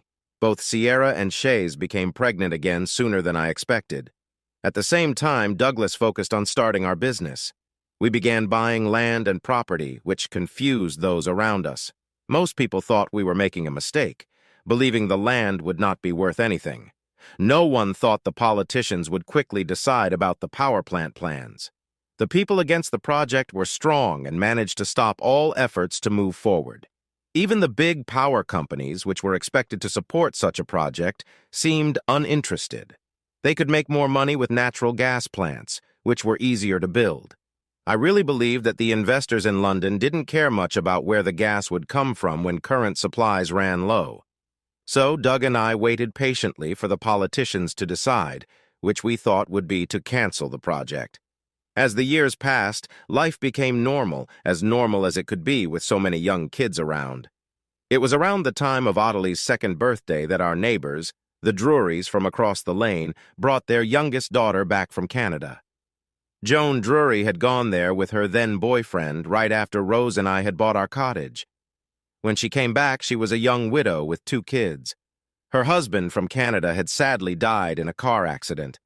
I felt a strange feeling in my stomach when I found out that the Joan Drury who had left the UK was now back as Joan Pemberton. Plus, her son John was just a few months older than our daughter Ottilie. As the years passed, it became clear that young John and our Ottilie had a special connection. Some moments are best experienced in person, but I knew, and so did Sierra, Shays, and probably Myra, that one day our little Ottilie would have the Pemberton name. From the moment they met, their bond was obvious. Another 4, almost 5 years went by before anything different happened again. I was outside in the garden of our larger, improved cottage, watching all the children. Douglas was at the beach, watching over the kids so our wives could enjoy some surfing without worrying. It's hard to surf while keeping an eye on little ones. Let's put it simply. You can't enjoy the big waves and watch the children at the same time. Every good parent knows this. Just ask any lifeguard. They would agree. Besides, there was always a chance that one of the more adventurous kids might wander off to find their parents. Our usual plan was for either Doug or me to stay with the kids at home while the other one surfed with the girls. We were there to make sure the children were safe and secure. So, there I was, sitting in the back garden, enjoying a cold drink while the children played together, when I noticed something. For a while, I couldn't quite figure out what was bothering me. It made me feel uneasy, and I started to look around. Then a young woman walked around the side of the house. She seemed strange, yet somehow familiar. "Can I help you?" I asked. "No, Granddad, I'm here to help you. Well, my grandmother's and Aunt Myra, actually." She smiled at me, catching me off guard until I realized I recognized her presence like I did with Sierra and Shays. "Sorry," was all I could say. I was trying to match her friendly energy with the joy that children have when they're happy. "I'm Jean, Grandfather, Ottilie's oldest." I turned to look at my eldest daughter, who had just turned 6, and then back at Jean. "Eventually, Granddad, eventually. It's so odd to see your own mother when she's just 6, I said with a grin. "She was a pretty little girl, wasn't she?" "She is, Jean, she is. You're the one a bit out of sync, not your mother. What brings you here? Can't a granddaughter visit her grandfather before he turns into a grouchy old man? Be careful, young lady. I'm still young enough to keep you in line if I have to." We both smiled to show we were just joking. Jean was giving off such positive energy, and I was sure she could feel my good mood too. "I have a small task to do, Granddad, but I'll wait until Grandmother Shays and Aunt Myra are back from the beach. Meanwhile, a cold drink would be great." "So you've been there helping them?" "Yes, but really my mother did most of the work," she replied, glancing at young Ottilie again. "I've just continued her work, and since I'm younger, my mother thought I should take on the tougher tasks." Something like that. "They're not so bad, Grandfather. Some of them are actually quite nice. Sylvia and Rose seem to have settled in well. Oops, sorry, I didn't mean to bring them up." "So what have you been doing in the future world?" I asked, brushing aside her last comment. "Oh, not much. I can't share a lot about Thomas, Granddad, but it mainly had to do with a chemical issue that came up. Mom thinks it might relate to their choice to not eat meat anymore. Plus, many of them have a problem that seems to come from their past. That's really why I'm here. I need to help Mom, and— Is it an infection? Could we have passed something on?" "No, Grandfather, not like that. It's actually the other way around. Sierra, Shays, and Myra didn't grow up in our time. There are some safety steps that Simel's people overlooked. Nothing serious, but it's best to be careful." "Wow, I never thought of that. Germs can change over time. We could have brought back something unexpected." "No, Grandfather, you didn't. Remember that first meal Adana made for you?" I think I nodded. "Well, that was safe for you. You, Douglas, Rose, and Sylvia were all protected from anything that could harm you or anyone from this time, and from anything you might have brought back. The air in the dome around your houses was cleaned to prevent any problems. But it was only after Mom started learning about medicine that she found out that Grandma Shays and Myra are missing a few things." Jean gave me a playful look. "When she first came here, it might be confusing, but you understand what I mean. They were. There is no danger here in the UK, but if any of them went abroad, for example, to Africa or somewhere like that, or if visitors start coming to the vacation place, it makes sense to be careful. Also, if someone checks the health of any of those 3, it could be awkward or at least troublesome if certain germs are missing." Do you understand what I mean? I think so, kiddo. At this point, young Ottilie walked over to us. I had noticed she had been watching us from a distance while we talked, but my daughter didn't look at me. It was clear that Ottilie was focused on Jean. "Hello, I know you, don't I?" she asked. "Yes, Ottilie. In a way, yes you do," Jean replied. "In the future?" the child suggested, surprising me completely. "A very long time in the future, Ottilie." Jean smiled back. This was a little confusing for me, but to my surprise, Ottilie smiled at Jean and then turned to me. "Mother and Aunt Shays are on their way up from the beach, Daddy. They won't be long. Should I turn on the kettle?" "Good idea, Ottilie. I'm sure your mother and Jean would enjoy some tea together." The young girl smiled and then hurried toward the house. "Trust your mom. No matter what happens, put the kettle on. Tea is always her solution," Jean said with a smile as Ottilie moved out of earshot. "You know, I had to teach her mother how to make that," I said with a laugh. "Yes, grandfather, so it's your fault. I could really use a cold drink right now." "You're too young for that. Remember, you aren't even a twinkle in young John Pemberton's eye yet." I grinned back at her. "Besides, it's not proper to indulge until the sun is well up." Jean squinted at the empty can in my hand. "It's funny that I can't remember my grandfather ever mentioning that rule before. When does that happen anyway?"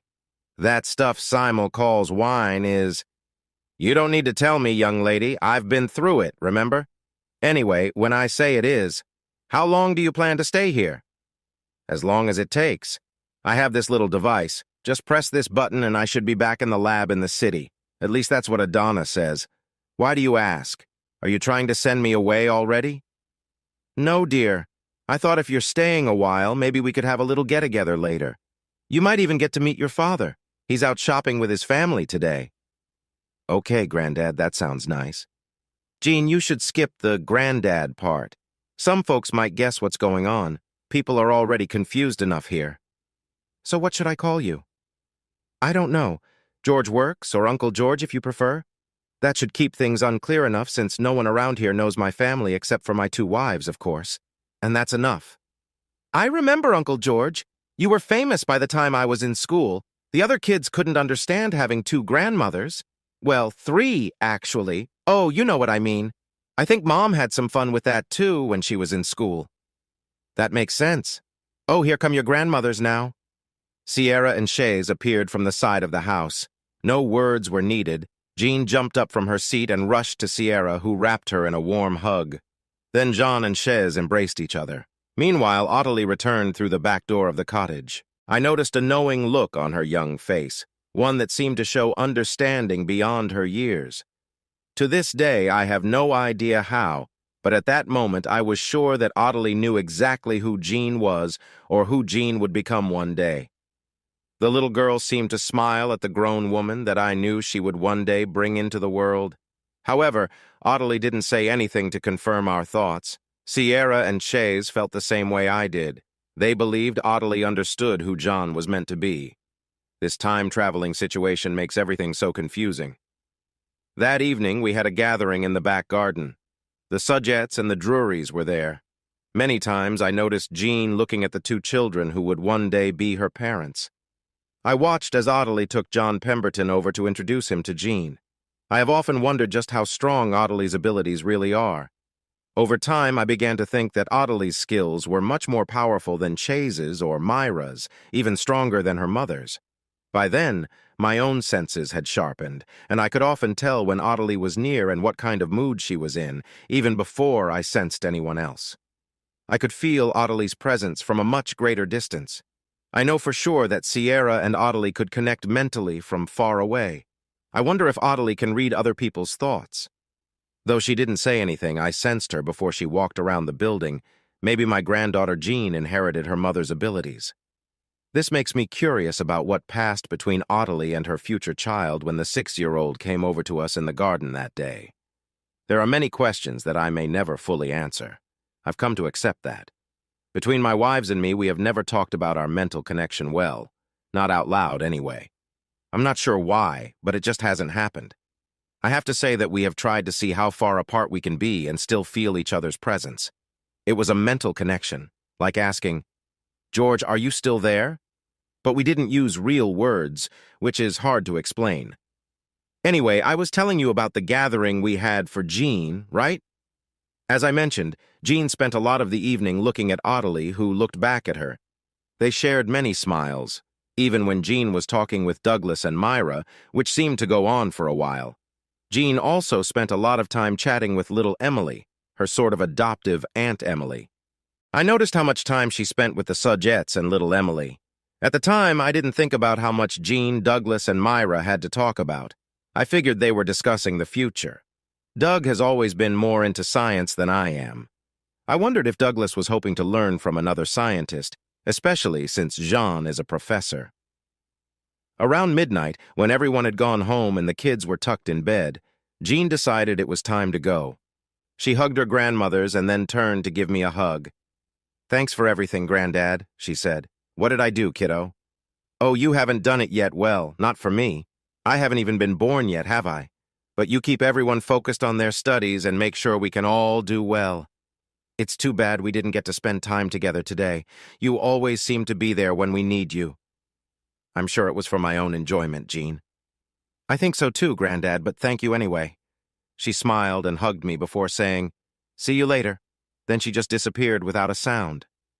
"I find it a little strange that our family is starting to vanish like that," I said aloud. But my two wives were helping to comfort me about Jean's sudden departure in other ways. Over the years, I learned that my son George had found a way to visit us whenever he wanted. That was how it seemed to me back then. Sometimes he brought Rose and Douglas's son along, but not every time. My George usually visited about once or twice a year, staying for a day or two. He mentioned wanting to stay longer, but his studies kept him busy. I also discovered that his visits were not as far apart in his own timeline as I first thought. It took me a while to realize he was letting his younger half-siblings grow up with him. For a long time, I thought Ottilie was the main focus, but it could have been another child. That was for you to guess. Maybe George looked at Ottilie as a kind of age reference. As Ottilie got closer to George's age, he seemed to plan his visits so they could all grow up together, at least in some way. We never really knew if the Simons were involved in that. When my George was with us, he avoided conversations with anyone else except his half-siblings and Myra's daughters. However, he couldn't escape being around Joan Pemberton's children since her son John was always near where Ottilie was. Interestingly, John never questioned George's presence or seemed to care about him. John Pemberton seemed very focused on Ottilie, almost ignoring everything else happening around him. Even though he was smart, his life was mostly about Ottilie and what she wanted. As they grew up, it seemed like Ottilie's life was also focused on John, and they created a close bond.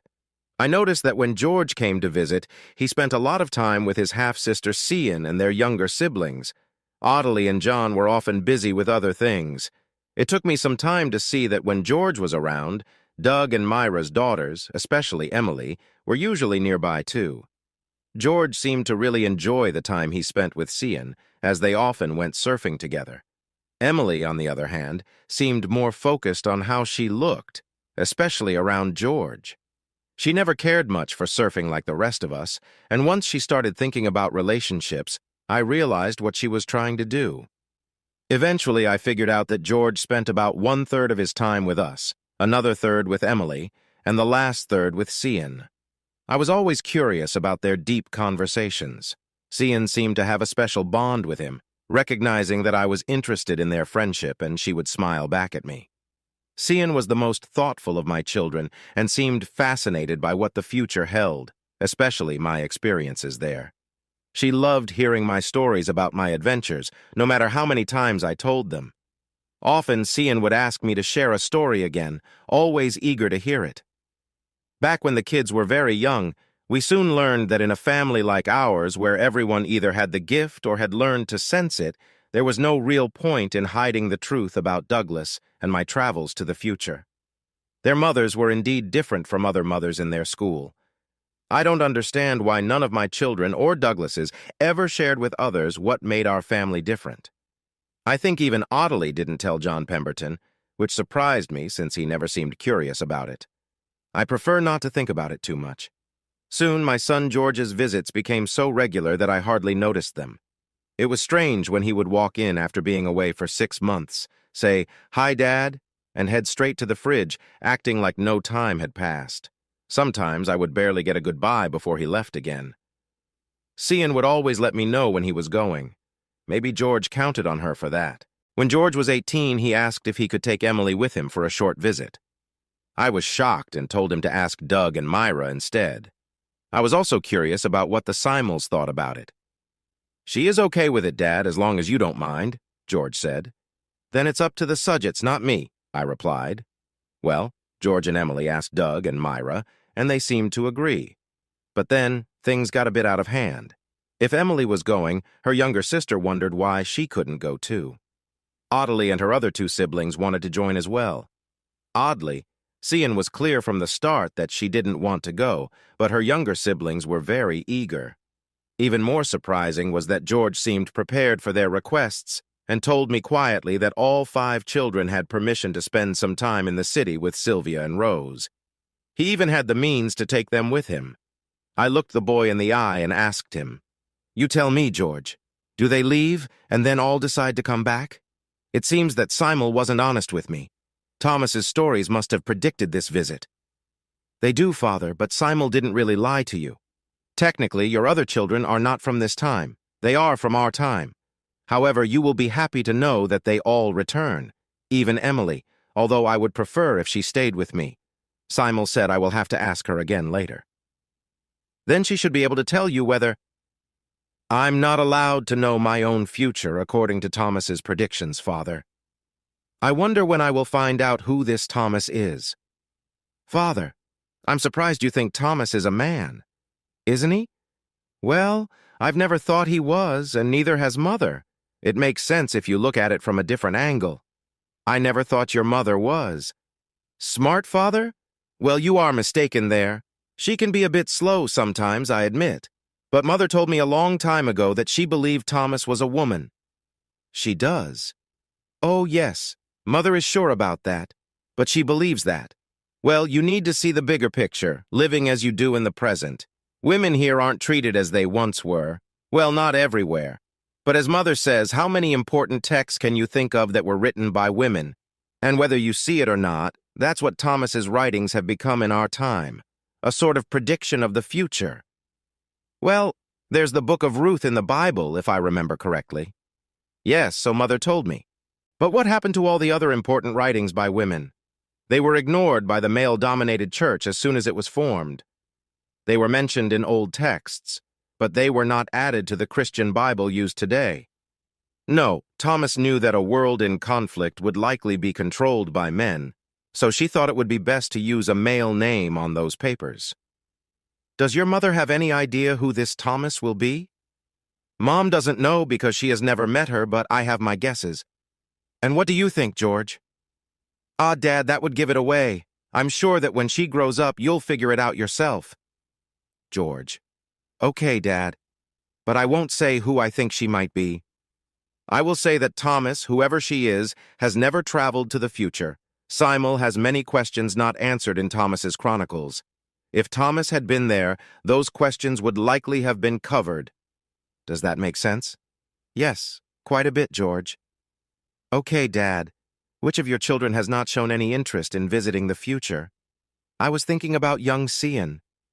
"She's the best choice I can think of too, Dad. You know she can repeat everything you said during your visit to the future. But I think it's best to let her choose when to start writing those things down. Oh, and I know she's already very curious about some old mines around here, and guess where those chronicles were found?" "At the bottom of an old mine?" I guessed. "Yes, when it was being changed into a shelter during the disaster. I haven't talked to Cian about this yet, but I'm sure that one day when she feels it's right, she will let me know she's ready to start writing. That's if Thomas hasn't started writing already and is just keeping it to herself. You can't know everything, can you? Well, we will find out what tomorrow brings. The end life continues. Hey, listeners of Lady Cheating Tales. If you loved today's story, make sure to hit subscribe and turn on notifications. We've got more thrilling tales on the way, so don't miss out. Thanks for listening, and see you in the next story.